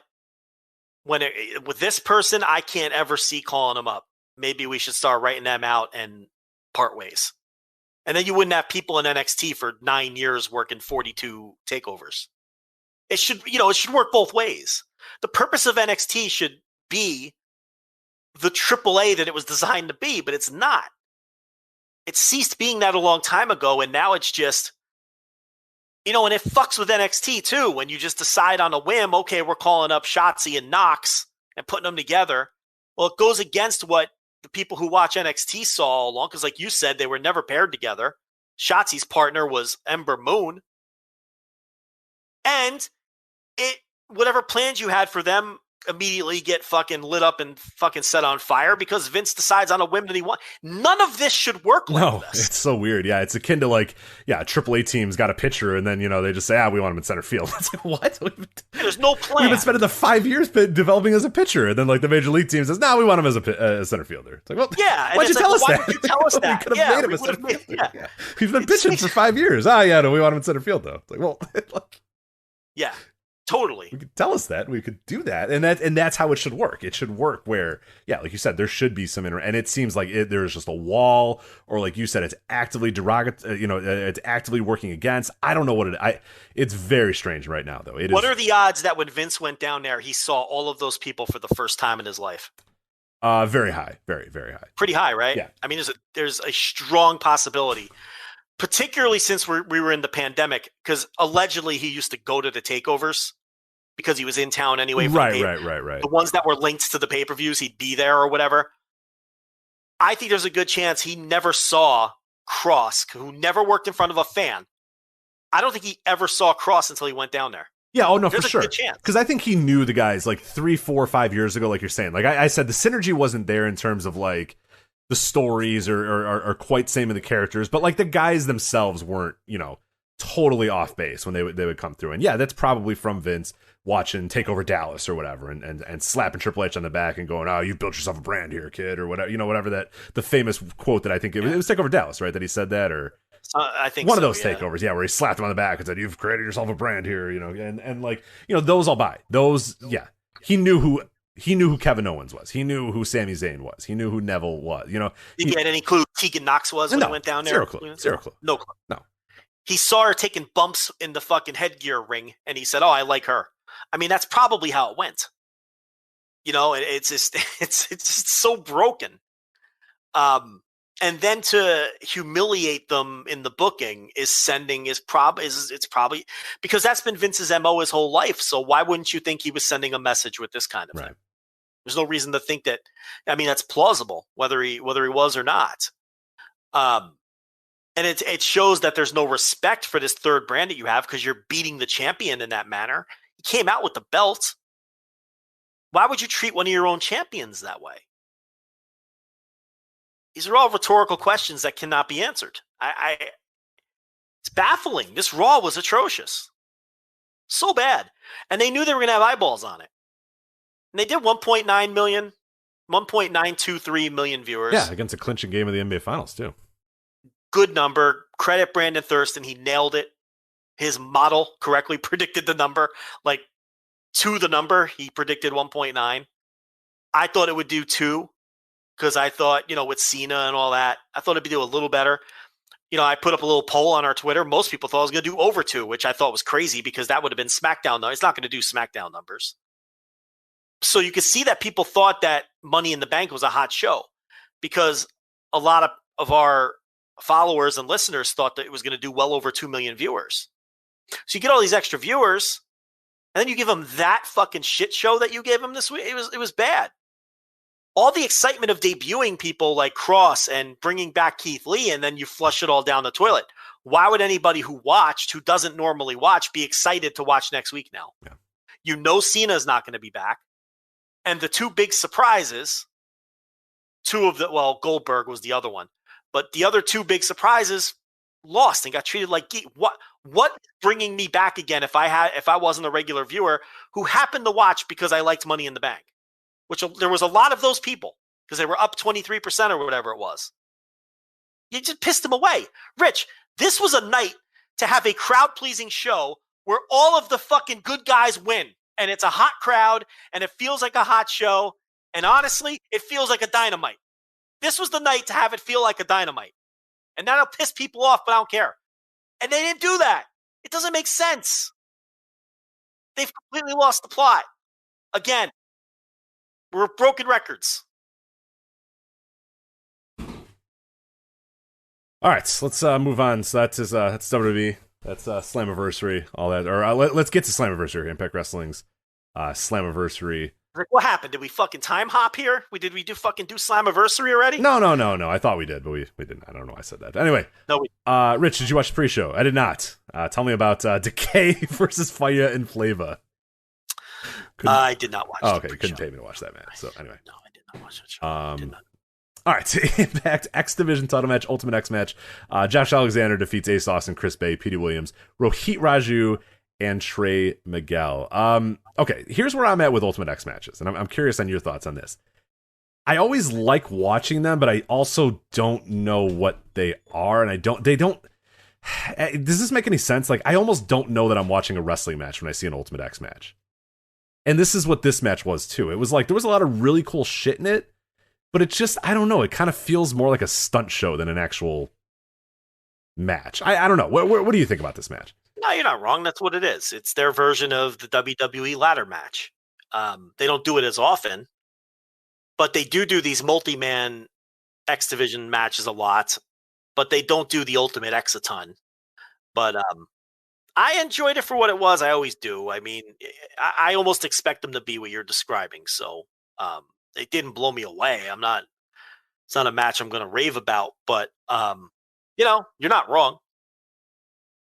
Yeah, they're just, and this has been throughout the entire history. It's not just these guys or this time period or whatever. Throughout the entire history of Impact and TNA, I've always liked watching Ultimate X matches, but I don't know. They're just weird with me. They just don't feel, I just don't have that same feel that I have for like a good wrestling match with these matches. Yeah, well, listen, you hate the Ultimate X. It's okay. Yeah, there you go. There it is. I guess. If you hate the Ultimate X, you hate the Ultimate X. Josh Alexander retains, though, which I think is the right call. And he's a guy that they definitely, in the next 6 months, I'm circling his name as a guy that I'm definitely moving up the rankings and trying to do something with if I can, because I think there's definitely some money in Josh Alexander. But he's getting reportedly he is getting a push. Yeah, so he might be the guy to beat Omega. Yeah, I don't hate it. Once Omega loses the AEW title, you can have him lose in Impact. So if he's the guy, I think at this point they might be heating him up, and the timing will work right, and that might be the play. For the second time in 2 weeks, we had the big reveal.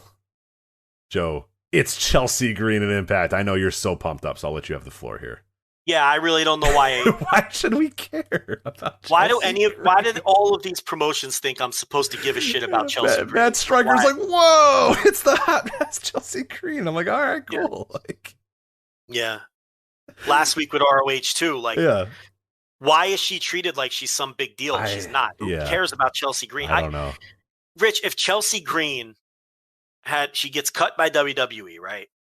If she had just quietly moved on with her life and was waiting tables at fucking Hooters or something, I wouldn't have noticed. Right. Like 3 years from now, you would never think about Chelsea Green ever again. I would never think about her again. If you told me 3 years from now on the show reminded me that she existed, I'd go, oh yeah, I remember Chelsea Green. Whatever happened to her? I would never think about Chelsea. I haven't thought about Chelsea Green since she had her dust up with the Salsa Boy on Twitter. And I never would have thought of her again if she had just disappeared from there forever. Why do these promotions think that this is a big deal in any way, shape, or they treat her like this is some enormous fucking acquisition in 2 different companies in back-to-back weeks? Who could possibly care about Chelsea Green? I also love too the Scott D'Amore says Slammiversary is going to be a hot mess. Then Matt Cardona goes, and yet still, like, they start this match, and D'Lo, Brown, and Matt Shuck are like, I don't know who it could be. I mean, this speculation is running rampant of who this could be. Yeah, They're like, well, Matt Cardona, the current feud is Matt Cardona with his ex-girlfriend. Oh, man, I have no idea who this partner could possibly be. And then, oh, my God, it's his current girlfriend. It's Chelsea Green. I think they wanted you to think that it wouldn't be her because they wanted you to think it was her. That's a lot of thought. That's, again, way more thought than I put into Chelsea Green. Who gives a shit? Right. Just say, hey, Chelsea Green's coming on Slammiversary, and then she can just come. And it's like, all right, cool, whatever. It would have been the same thing, but yeah, I don't know, man. A bad surprise is worse than just announcing it. Right, tell me it's going to be Chelsea Green. And the best part, they put it on the screen too. It's like, oh, who's it gonna be? And it's like, dun. Then it's like hot mess, and people in the crowd goes like, you know what I mean? There's like 7 people, except for Matt Striker, who's like, oh my God, it's the hot mess. I'll say this: at least she has history in this company. Yeah, why would a Ring of Honor? Why would a Ring of Honor fan give a fuck about care. Chelsea Green? Could not possibly care. Yeah, none. No fucks given. What's next? W. Morrissey and Eddie Edwards. Morrissey's been good. He's been solid as hell. I wanted to talk shit, but he went out there. He cuts good promos. He looks large. I don't know. Like, allegedly, I should say that I think this man might have called that number for Frank Thomas's workout pills, but he's a large man right now. And hey, you know what? I'm an effort guy, and he's putting some effort in there, so good for him. But yeah. But he's cutting good promos. He's got a good tan. He's got a good body, and he's out there having okay matches. So I can't complain. He's been solid. If this were an 80s Observer, it would say that he's jacked to the gills. Right. It would say that he's on the gas. It would say that W. Morrissey, parentheses, whatever his real name is. Yeah, Colin Cassidy or whatever. W. Morrissey, parentheses, William Morrissey. Right. 31, jacked to the gills these days. That would be the Observer in 1987. Yeah. Why isn't he just William Morrissey? I don't know. What is it? The W. Morrissey. W. Morrissey. No, every match he's been in, he's been good. Like, what they've asked of him, his promos are good. He looks good. He looks like he's dedicated. He's working to his size. He's not out there having match of the years, but man, he looks so much better than he ever looked in WWE. I agree.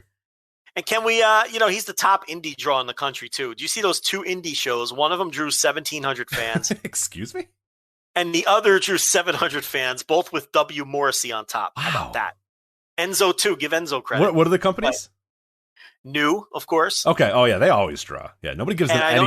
Nobody ever talks about them. Nobody's ever been to a show, but somehow they draw 2,000 fans to every show they do. Yeah, they announced Jerry Lawler versus Enzo today, and I saw people mocking it, and I'm like, that's going to be the biggest. Crowd that's going to be the biggest crowd of any independent show in 2021 so far this year. You can mock Enzo all you want. Like, one of these companies has to have the guts to bring him back because he's popular. People are into Enzo. But yeah, Morrissey, he's headlining these indie shows that are, meanwhile, you got, I don't want to pick on any indie wrestlers, but you have these other indies, drawing 200 fans all spaced fucking 6 feet from each other. And this guy's out there drawing 1,700 fans and 700 fans.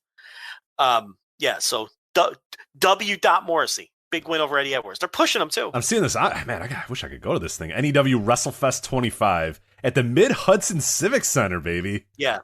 Mm-hmm. Saturday, August 14th, Jerry Lawler versus fill that Enzo. Bitch too. They are definitely going to fill that. Sammy Guevara's on that show. Paul White's on that show. Yeah. Tay Conti's on that show. They're going to fill that motherfucker. Is that the one Cody's doing an appearance? Or no? I don't see that, but I'm not. Cody's doing an appearance for them too on maybe not that show, but one of the ones coming up. Okay. He's not wrestling. He's doing an appearance. Right. NEW, man. They're crazy. I love them. So move on here. Finn Juice, David Finlay and Juice Robinson, they defeat Madman Fulton and Shira in a minute 15, which is probably about as long as I needed this match to be. So, well, this was another surprise. Finn Juice weren't announced. So, so that was surprise number 2. Yeah, Impact's been a lot. We'll talk about it. Fun show. In terms of surprises, big moments, Chelsea Green was like the least impactful surprise of the entire show. So, yeah, I don't care about Chelsea Green, but top to bottom, this is a pretty good show. It was a fun show. It was fun. Yeah.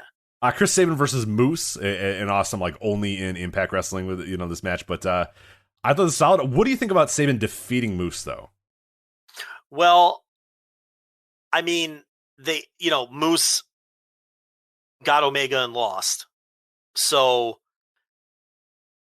this is just a decision. I guess they're going to push Sabin now. I guess Moose got his push. And it doesn't mean that they're not going to ever push Moose again, but I guess Moose's push for now is over, and they're gonna go with Sabin because beating Moose means something. Right. There. Right. So maybe they're just decided they want to give Sabin a little fucking pusheroo. I don't know. I mean, I don't have a major problem with it. Yeah, I don't hate it if that's the goal. Like, as long as and I have faith that Impact. I mean, Impact has been, for all the faults that Impact might have, they have definitely been A to B to C booking as of late. Like, yeah, they have. Like, in another era of this company, this would be like Moose then the next week would go out and beat Kenny. You know what I mean? Like, he'd beat Kenny Omega. It'd make no sense whatsoever. But yeah, you can buy that. Hey, Moose, it's just not his time right now. He's going to move down the card, and then maybe Chris Sabin's going to move up the card, which I don't hate. I don't hate Chris Sabin going for. Maybe he's going to go at Kenny Omega. They're going to need more title defenses. They're running out of guys, and yeah, why not a guy, not a TNA original, but a guy that has a long history in TNA. I think he's not a bad guy to go next up against Kenny Omega. Fuck, I'd like a Chris Sabin Kenny Omega match if that happens. So yeah, go for it. Former Impact World Champion. Yeah, exactly. Maybe this is the start of a feud too. I don't know. Yeah, I didn't read it. Because I don't like starting feuds at pay-per-views. I like ending them at pay-per-views, but it's just the era we're in. This could be the start of a feud. I don't know, but yeah, I don't hate it. I was just kind of curious on your thoughts about it. I Moose doesn't always need to be the top guy. I honestly thought maybe a year ago that he should probably be the guy to beat Kenny. Well, given the circumstances that you can't have him beat Kenny yet, and maybe there's other guys that are hotter. Yeah, I mean, I still think that in the end game, I want Moose to be one of my top guys, but this doesn't hurt him. It's Chris Sabin, So yeah. I didn't dislike. I like your idea of feeding Sabin to Omega though, because that could be a really good match too. Right, he could say, okay, and they've tried to build up Sami Callihan as like this, Impact, guy that's been here, ride or die type of guy. Well, Chris Sabin's a great guy to represent that too. If you want to keep that story alive, that hey, I've been here since 2003 or 2004 or whatever the hell, and I'm here. Yeah, I think that's a great match, and fuck, that'd be an awesome match, Chris Sabin versus Kenny. Let's do it. Yeah, they should do it now. Scott, Don, if you're listening, you can steal that. So they're not listening. They're not listening. Oh, yeah. No. Okay, Don Callis is not listening. Scott D'Amore, maybe. I mean, he's not, but 1%. 1%. Don Callis, 0%. Less than 0%. Cyrus the Virus is logging in, going, all right, let's see what the boys have to say tonight. Not a chance. Yeah, right. He thinks we're the biggest dorks. Absolutely. Everyone's a mark. He's like, you to him. talk for 3 hours about this bullshit every single week, and we're like, yeah. And he's like, you guys are idiots. Yeah, we're so just dumb marks, and he just thinks everyone's a mark. Like, there's no way he's listening. Right. Impact World Tag Team Title 4-way match here. The Good Brothers. God damn it, these guys, they do it again. Doc Gallows, like, what the hell?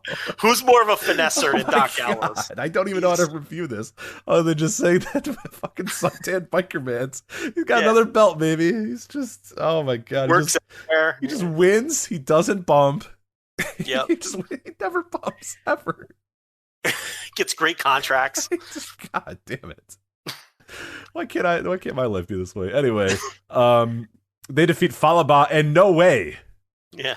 You're probably waiting for me to say Jose. Nope, it's just No Way. His name's just No Way. So he finally popped up there. Rich Swann and Willie Mack, and Violent by Design, Joe Doring, and Rhino. So what do you think of No Way? I was hoping he would turn on Falaba in the match. Here's the thing with No Way Jose. I believe in him. I think he's a better wrestler than people think he is. I think the gimmick is shit. What I would do with him is debut him in the gimmick the way they did here, but then have him turn heel and then do his own thing. Yeah, I don't do this shit. I'm not going to dance for you assholes anymore type of thing. Yeah. That's how right. But I get the feeling, and I could be totally wrong, I have no intel, that this was a one-off. So then what's the point? Just have him go out there and do the conga line, and that's that. But if the guy's staying around, he should turn on Falaba and go heel and then shed the gimmick and then do whatever you're going to do. And then Impact Knockouts title match. I cannot wait to talk about this match. So you had another surprise here where Thunder Rosa appears as the to be announced here to face. The show was fun. Yeah. A lot of surprises. It was fun. Good little fun here. Impact Knockout title match, Deonna Purrazzo versus Thunder Rosa. I loved this match. Now, this is one of those ones that we talk about where star rating wise, I don't really know what to rate it. I don't really know where I go with it, but the story of the match was perfect. Deonna Purrazzo gets in there with Thunder Rosa, who she did not expect was going to come here. This is a complete surprise that Thunder Rosa was going to be in this match. And Thunder Rosa basically leads and basically runs this inside. For the first 8 minutes, it's all her. She's got every advantage. She's getting every near fall. Deonna Purrazzo can't do anything. She can't figure this out. Thunder Rosa was ready for it. Thunder Rosa knew, hey, I'm facing Deonna Purrazzo on this night. Deonna Purrazzo has no idea that she's going to face Thunder Rosa on this night. So she has no idea what to do. No idea what to do. Then finally it just kind of clicks. And then in 2 minutes, once she kind of realizes, okay, I got my plan, I got my attack, I know what I'm going to do. I'm going to get that armbar. And then if, okay, I can't get the armbar, screw it. Then I'm going to, hit, I forget what her other move is called. They're all just like queen puns or whatever. But instead of doing the submission, I'm just going to go for the big knockout here. And she does it. She just decides, okay, it's time for me to take over this match. I know what I need to do, and I know what my battle plan is now. And then a minute later, she just beats Thunder Rosa 1, 2, 3, pins her, and gets her title back. I loved it. Yeah, I saw a lot of people complaining. Dorks. That you don't even know to complain, but you automatically call them dorks. I love it. I saw a lot of people complaining that Thunder Rosa didn't get enough in this match and wasn't treated with enough respect. You obviously disagree, as you just broke down the match very nicely there. But my whole thing is, even if that were true, so what? Yeah, I don't care. If Thunder Rosa doesn't, yeah, she's my champion. She's my leader. Your champion. Yeah. You're viewing this through the lens of being a Thunder Rosa fan or an AEW fan. This is an Impact Wrestling pay-per-view, and Deonna Purrazzo is the Impact Wrestling Women's Champion. Okay? I have no problem with Impact asserting their dominance over an NWA wrestler. Deonna Purrazzo should beat Thunder Rosa in 10 minutes. And pretty decisively. I have no problem with that. But yeah, I did see a lot of that going around, and you describing the match made me think about that because I don't know what people expected. Did they think they were going to bring in an outsider from another company and to dominate their champion? That doesn't make any sense. You know what? The problem is a lot of companies would do that. And a lot of companies, including TNA in prior years, would probably do that. I love that they said, hey, Thunder Rosa, yeah, okay, cool. You're the NWA champion. You're this, or whatever. Cool. You're going to come in here and you're going to lose to our champion. I like that. I like the balls on them. To say, no. I mean, we're not going to go 50-50 here. You know? When Deonna Purrazzo wants to put you away, she's going to put you away 1, 2, 3, and you're going to lose because she's our champion in our company, and you're an outsider, and that's fine. Like I love that. That's good. More companies should look at this and say, hey, this makes my people look like a bigger deal because you bring in Thunder Rosa and yeah, you say all of her accolades. You say, oh my God, this is the NWA, this is that. She's on AEW, she's yada yada yada, and then you have your person beat her. That makes so much more sense than having them go 50-50 with Deonna Purrazzo getting out by the skin of her teeth and, winning by a schoolboy and then going, oh, man, oh, God, she just barely got through there. Oh, my God. No, she just beat her. She just beat her when she was ready to beat her.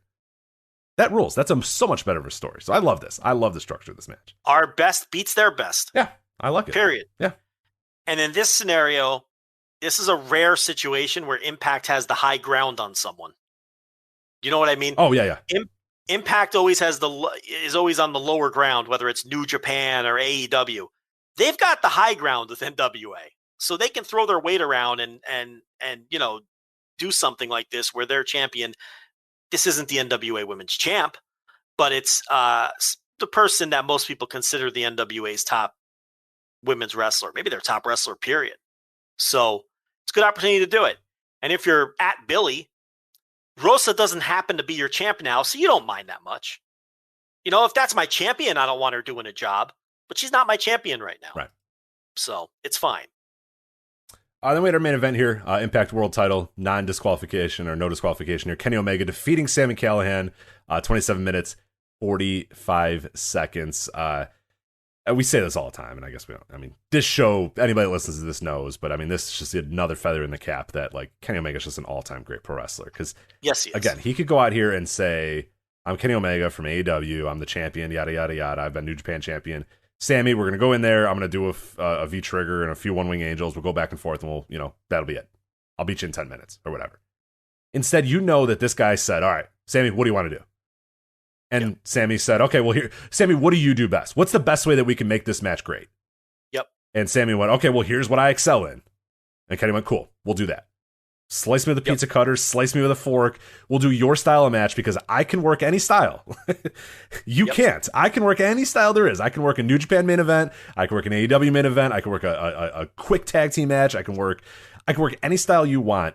What do you want to do? And he goes out there. How selfless, how awesome is this that he just goes out here and says, Sammy, let's work your style of match. I'll bleed buckets in front of however many people here were at Skyway Studios on fucking Impact Wrestling Slammiversary, but goes out there and busts his ass to have a really, really, really good match, a really good brawl, bloody, just good weapon shots. I mean, I love this match because they just went out there and they worked the exact type of match that's Sami Callihan's going to excel in, and Kenny Omega, because he's the greatest wrestler in the world, just goes out there and says, hey, I'll be great at this style too because I can be great at any style that I need to be great at. Just great. Yeah. Just tremendous. I want to have the best match possible, so we're going to do Sammy's match. Yeah. Because I know that if I did my best match possible, that Sammy wouldn't excel in that.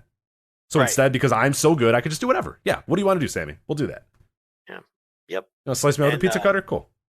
Let's do it. Yep. Tables, plunder. Yeah.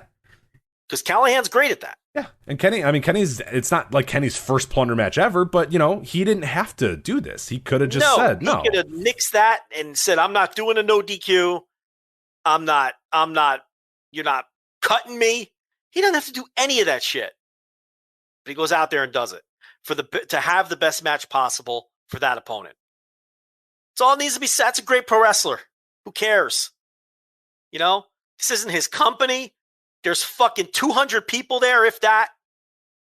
It was nice to have fans at an Impact show again. We didn't even mention that. He doesn't have to do this. He went out there and did it, and it was great. It was a great match. He's just building his Wrestler of the Year case, brick by brick. And here's another one. So, yeah, great stuff. And then the big post-match angle with Jay White. You got to feel bad for Impact. They have a show where they do 5 or 6 surprises. They bring back Finn Juice. They bring back Jay White. They bring in Jay White, rather. They bring in No Way. They bring in fucking... Mickey James came back. We forgot to mention. She came back and challenged Purrazzo after the match. Yeah. Yeah. Big angle. So they bring all these people back. And then WWE brings back Cena and Goldberg. Right. And AEW is rumored to be bringing in Punk and Daniel Bryan. They can't fucking win, Impact. They can't fucking win. They can't have the headlines for 2 days. They can't go 48 hours being the hero before they get completely buried by everybody else's big moves. So you feel bad for them from that perspective. But the little thing they did at the end where they cut the feed, can we stop, please, with this nonsense? Very gimmicky. There's no need for it. It's not going to add any viewers. It would probably add more viewers if you showed the angle rather than cut it off. So I didn't agree with that. But overall, a very enjoyable show, top to bottom, with fans. That's important. And a lot of great surprises. It was fun. It was a really fun show. Yeah, it was just an easy watch. I mean, it flew by watching it. And Impact, I'm going to give them a lot of credit. I mean, they have been making, I think, a lot of good moves as of late. Bringing in a Jay White, bringing in a Finn Juice. I mean, using, they built that relationship back up. I mean, that was, you couldn't even utter the name, TNA or Impact to New Japan a couple years ago. And they built that back up through a lot of hard work, just all the credit in the world to them of what they've been able to do. It was not easy. I mean, there's a lot of times where Impact could have just given up, packed up and said, hey, this isn't going to work, whatever, or just kind of did their own thing or whatever. But they just little by little, built it. And they're at a point now where, no, are they going to become, a viable contender? No, they're clearly in their little place right now, but that's fine. It's been a lot of fun to watch them, and it feels like a lot of the hard work they've done over the last 3-4 years or whatever is really starting to pay off with, building up these relationships and really just, I don't know. They feel like a company that has solid footing right now and makes sense and is worth your time to watch as a wrestling fan. So that's cool. Yeah. Because I haven't been able to say that about them in quite a while. And the return to fans will certainly help that. So. All right, let's move on to our final topic of the day here as we got about 10 minutes left to go, which won't take us too long. Kota Ibushi, a little medical update on Kota Ibushi. He has been diagnosed with aspiration pneumonia, which does not sound very good. And it is not very good because he is going to be off the next 3 New Japan shows, July 22nd through the July 24th. He's going to be off. What's interesting about that, though, is that he is scheduled on July 25th, which is this Sunday, by the way, to be facing Shingo Takagi for the IWGP World Heavyweight Championship at that Wrestle Grand Slam in Tokyo Dome. You got to question whether that match is happening or not. If he currently has pneumonia, he's not wrestling from the 22nd, the 23rd, or the 24th. I don't know. The 25th doesn't look very good if I'm them. But they haven't made that announcement yet, so I don't know what their plan is. Maybe he is on the mend, and they just know that he needs a little bit more time. But, man, you got to be a little nervous looking at Sunday. He's got to go from, hey, he has pneumonia, to now Sunday he's going to wrestle Shingo Takagi in the main event of Tokyo Dome. Well, even if he wrestles, what's his physical condition going to be like? Right. I mean, they might be better off sticking someone else in the match. I mean, I know that's not their way. You know they're not going to do that. If the doctor clears him, he's going to wrestle the match, and he'll probably somehow go out there and have a great match. But man, is it all worth it? You got a couple thousand people in this dopey Tokyo Dome with a limited attendance, state of emergency. Right. I would almost make the case that even if he is healthy, do we really want it? Because, like, even if he's only, like, I mean, this guy, if this is true and he had pneumonia, like, do I really want, because I trust that if they tell Kota Ibushi, hey, go do whatever you need to do, man, you're good to go, that he's going to go crazy. You know what I mean? He's going to be an absolute nutcase because he's Kota Ibushi. And should he be doing that? Like, I don't know. It's strange. I don't know what I think right now about this. If I'm them, I just definitely say, hey, sit this one out, pal. It's okay. It doesn't matter. It really does not matter. Then what do you do with this show? Yeah, I don't know. I mean, the show's I don't know why we're running Tokyo Dome during the Olympics during a pandemic in the state of emergency right now anyway, but you know, I don't know, man. They need the money. They need the money. I know, it's crazy. So here is the event, Wrestle Grand Slam, as we obviously coming up this Sunday. You got the King of Pro Wrestling 2021 trophy, a New Japan Rambo with handcuffs, I guess is the best way to put it. Toru Yano, and then his competitors to be announced. So we got our BDSM King of Pro Wrestling match with the handcuffs. Okay, whatever. Cool. Then you have the Junior Heavyweight Tag Team titles. This is going to be Taiji Ishimori and El Phantasmo defending the titles against Rocky Romero and Ryusuke Taguchi, as we mentioned last week. A pretty fun match. Some new blood in there, but I don't know. I mean, it doesn't matter who wins. It really makes no difference. If Rocky's going to be around or be able to get back and forth, you can do a title change here. I mean, I just think it's totally inconsequential who wins. I think it'll be a good match. Then you have Junior Heavyweight title match, which I'm actually looking forward to here, and that is El Desperado defending the title against Robbie Eagles. That sounds pretty damn awesome. Yeah, Eagles is, he's been doing good work in Australia, so he's, it's not like he's just been sitting home. And I think he'll have a match more in the style that I would like to see with Despy than Despy's last defense. So I think I'm going to like this one better. I'm expecting to like this one better, but we'll see. Yep. Jeff Cobb versus Okada. That has the potential to be really, really good. It has the potential to be kind of just middling as well. I don't know. These are, Okada's in his period right now where he's really, giving it all on big time matches. I have no doubt if it's a Tokyo Dome main event, if it's a G1 final, if it's a title match, that sort of stuff. I have no doubt. I don't know about a mid-card singles match with Jeff Cobb, though, if Okada's going 110%. And I don't know what they're going to do with Cobb either, because I think there's justifiable that Cobb goes out there and kind of dominates this match and beats him pretty good. I think you can tell some more stories out of that versus Okada having a 50-50 match with Cobb and then just beating him or whatever. So I don't know. There's a lot of ways this can go, and I don't know. I'm not confident that it's going to be good, but I also don't think it's going to be bad. I don't know where I stand with this one. I think Okada will win. I mean, if Cobb wins, then they're going full steam ahead with him for now. You're not just going to... That win will be extremely meaningful, and I don't think I don't think right now they're gonna do that with Cobb. So I think Okada will win the match. Wouldn't stun me if Will Ospreay shows up. Been quiet on that front. That's the big feud. Yeah, wasn't there at Rev Pro? Didn't appear at Rev Pro last week. Yeah, I mean, I'm not predicting it. and I'm not telling anybody I heard anything. I'm just saying keep it in the back of your mind.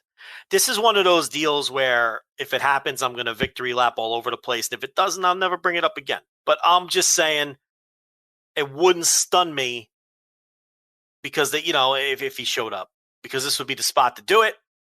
And, I think it would surprise a lot of people. Then you have the semi-main event here, tag team titles. Naito and Sonata, the current champions, defending against the Tekkers, Zack Sabre Jr. and Taichi, a match that I like the booking of, but I really have absolutely zero desire to watch a second of it. So, I think there's going to be a third, so strap in. Yeah. They tend to do these in threes. Yeah, I don't want to. It's like the booking I love. I like the idea of this match. I like the concept of this match. I do not want to watch a second of it, though. Especially if, this is a 5-match actual show, you know what I mean? Like, because the kickoff match is the KOPW thing, like, yeah, everything is getting time, man. Those fuckers are going 35 minutes for sure. Right? Yeah, well, what if there's no main event and this is now the main event? Right. So, oh boy. They're going 30 at least. Oh, for sure. Definitely 30 and potentially anywhere from 30 to 40 if there is no main event. So, yeah. Get into it. WGP World Heavyweight Title. Shingo Takagi versus Kota Ibushi as of right now, but that could obviously change anytime soon because I mean we got till Sunday for this man to recover from pneumonia, so it's like okay. The obvious speculation is you have Tanahashi doing nothing, and that would be a suitable replacement. It probably wouldn't be a title match in that case. That's not their way, but extraordinary circumstances call for extraordinary solutions. Maybe I don't know. I don't even know if Tanahashi's in the country. Who knows what's going on? But they're in deep shit. This is a problem. This company, they're so cursed. Yeah. And almost none of this is their fault. And they just can't get out of their own way with these extenuating circumstances and these things that just keep happening. They really are snake bitten right now. I think the show could be good, but I cannot tell you as I sit here that I'm excited about it. I'm going to watch it because it's our job. It's in Tokyo Dome and it's all that sort of stuff. Yeah. But I am certainly not jazzed for this. But I will say on the flip side, August 14th, New Japan Resurgence coming back to Los Angeles here. The Torch at LA Coliseum. I am looking forward to this show. This sounds like a lot of fun. It's honestly weird how like stable New Japan in America is compared to like what the fuck? Like how have we reached the point where like you see a New Japan in America card, you're like, that's got a lot, those guys are all pretty solid, like everything makes sense. Like that's gonna be pretty damn good. It's just like, it's a fucking disaster in Japan. And America's just like, all right. Like now that Jay White's in your main event, he's gonna be facing David Finlay, never openweight championship match, so that should be fantastic. You got Alex Coughlin versus Carl Fredericks, Rocky Romero and Fred Rosser, as well as Wheeler Yuta versus Ren Narita, Clark Connors, and TJP. That's what I have right now. Was there anything else that you? Because I thought you said that they announced some new stuff. Let me see. That was the new stuff. Okay. There we go. Okay. And the Never match, Jay White and Finlay, which was announced the week before. So that card is starting to come together. They've sold just about all the tickets. I think they have the ability to open up some more seats if they have to. All right, I know we're out of time. I'm going to give you a quick question. It might be better for a long-form discussion, but this is going to sound wacky and really outside the box. Would New Japan be better off bringing everybody over here and just touring the U.S. for now? No, they wouldn't be wacky. No, you think I'm crazy? Or No. I don't think you're crazy at all. I think... No, I'm talking the full crew. Yeah, no, I full crew might be a little too wacky. I am saying don't run Japan. You're saying now. Just ditch Japan, run America. Bring everybody here. They haven't run full on. You can sell as many tickets as you want in America. They're going to make more money with that. I don't know, like the cost of bringing everyone over. There'll be a lot of plane tickets paid, but I think after that, honestly, they're going to make more money on the shows. I think if they bring the full crew over, they can run similar size buildings, maybe slightly smaller buildings than AEW. And you don't have to run every single week. You run every other week in a big city. You run full on New Japan shows with with Shingo, Tanahashi, Okada. You just do what you're doing in Japan. Plus hot crowds, plus crowds that make noise and yell. Yes, and plus all the people that you have here. Like, you could have full shows. Yeah. All the strong guys are here. I mean, I wish you would have brought this topic up 15 minutes ago, but yeah, no, it's not. It's actually a great idea if I'm them. Just fucking run America. Fuck this Japan shit. Go back when you can run for real. It's not. I've heard crazier ideas. I mean, like, initially when you probably asked that question, like, a lot of people were probably like, no, you can't do that. But then it's like, I mean, what's the downside is it costs a lot of money to get everybody over there. But I mean, everything gets taped for New Japan World, everything in air live on New Japan World. So you get all those people in Japan that are trying to watch. You sell a bunch of tickets. Your product feels hot again because people can make noise. Yep. You got a lot of good guys in America right now. You get Jay White back in the mix right away. You get get those sort of guys back in the mix. And you have all these relationships. I was that's my next follow-up was going to be, you got Impact, AEW, and all these companies that are willing to work with you and might say, hey, fuck, you guys are selling out X arena? Cool, yeah, we'll bring, you can have X guy, or, you can have this guy. And then you could even propose to Tony Khan, hey, look, I know you don't want your guys working our shows on your turf, but our whole crew is here. You want Shingo for Dynamite? Yeah. You want Okada for Dynamite? Let's fucking play ball. You know what I mean? To me, it makes sense. Because I think it's been so long that people had proper New Japan shows here that it's hot again. It would feel hot again. Oh, it'd be molten. Yeah, that first show, if it was all these guys, if it's this Wrestle Grand Slam show, and then you throw in a Jay White versus whoever match, and Moxley's on the show, and for sure. Look at Resurgence, and people know they're not getting a full on right. That shit sold in 10 seconds. You know what I mean? Yeah. Like, people were into that. So I think you could do 2,000 seat buildings. I really do.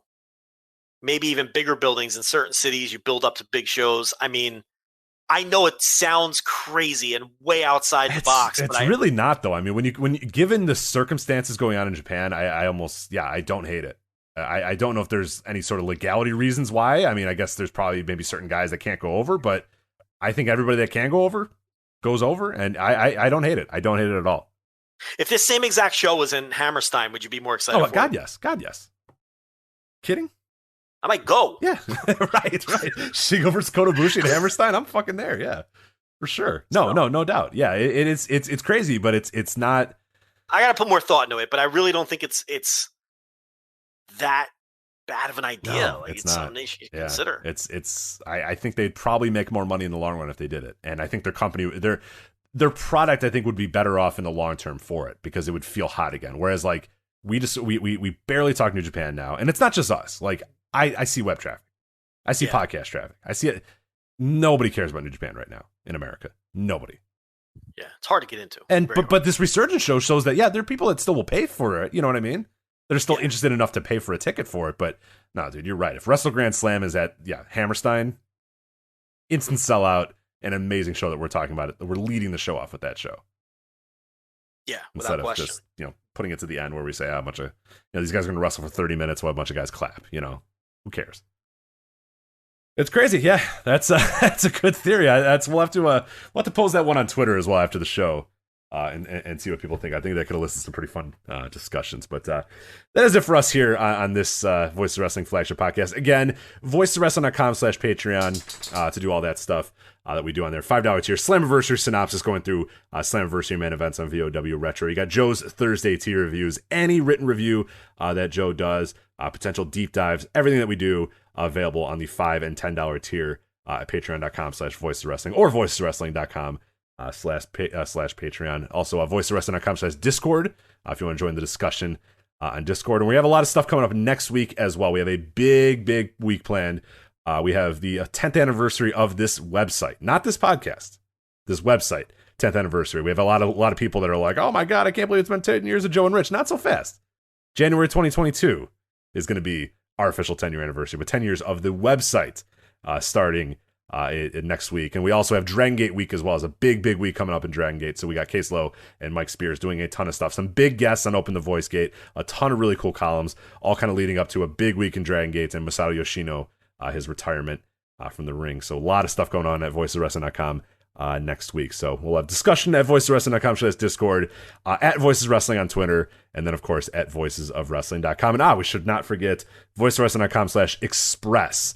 So voicesofwrestling.com/express. Again, if you want the real WWE Network and not the bullshit that you get on Peacock, voicesofwrestling.com/express. And as Joe mentioned earlier, you want to come up with an address that is not in America, and then you should be able to get access to the old good network and not the bad Peacock network. So voicesofwrestling.com/express. And that's it for us. So for Joe Lanza, I'm Rich Craich. We'll talk to you next time on the Voice of Wrestling Flagship Podcast. Take care. There's more fun than ever as Cedar Point throws its biggest party ever now through August 15th. Witness the park's 150-year history in a spectacular nighttime parade. Enter every day for your chance to win a ticket of a lifetime. Ride on Snake River Expedition and taste your way around the point. Don't miss this once-in-a-lifetime celebration. Get your tickets at cedarpoint.com. No purchase necessary. Open to legal residents of the 50 United States and the District of Columbia who are 13 years of age or older. Void in Florida, New York, and where prohibited. Visit ticketofalifetime.com. Sponsor Millennium Operations, LLC, doing business as Cedar Point. If you've ever been a renter, you know it's stressful to find a place with everything you love and nothing you don't. But did you know Zillow does rentals? It makes the search so easy. They have filters for pretty much everything, so you can find that place that's in your budget, but also isn't a shoebox.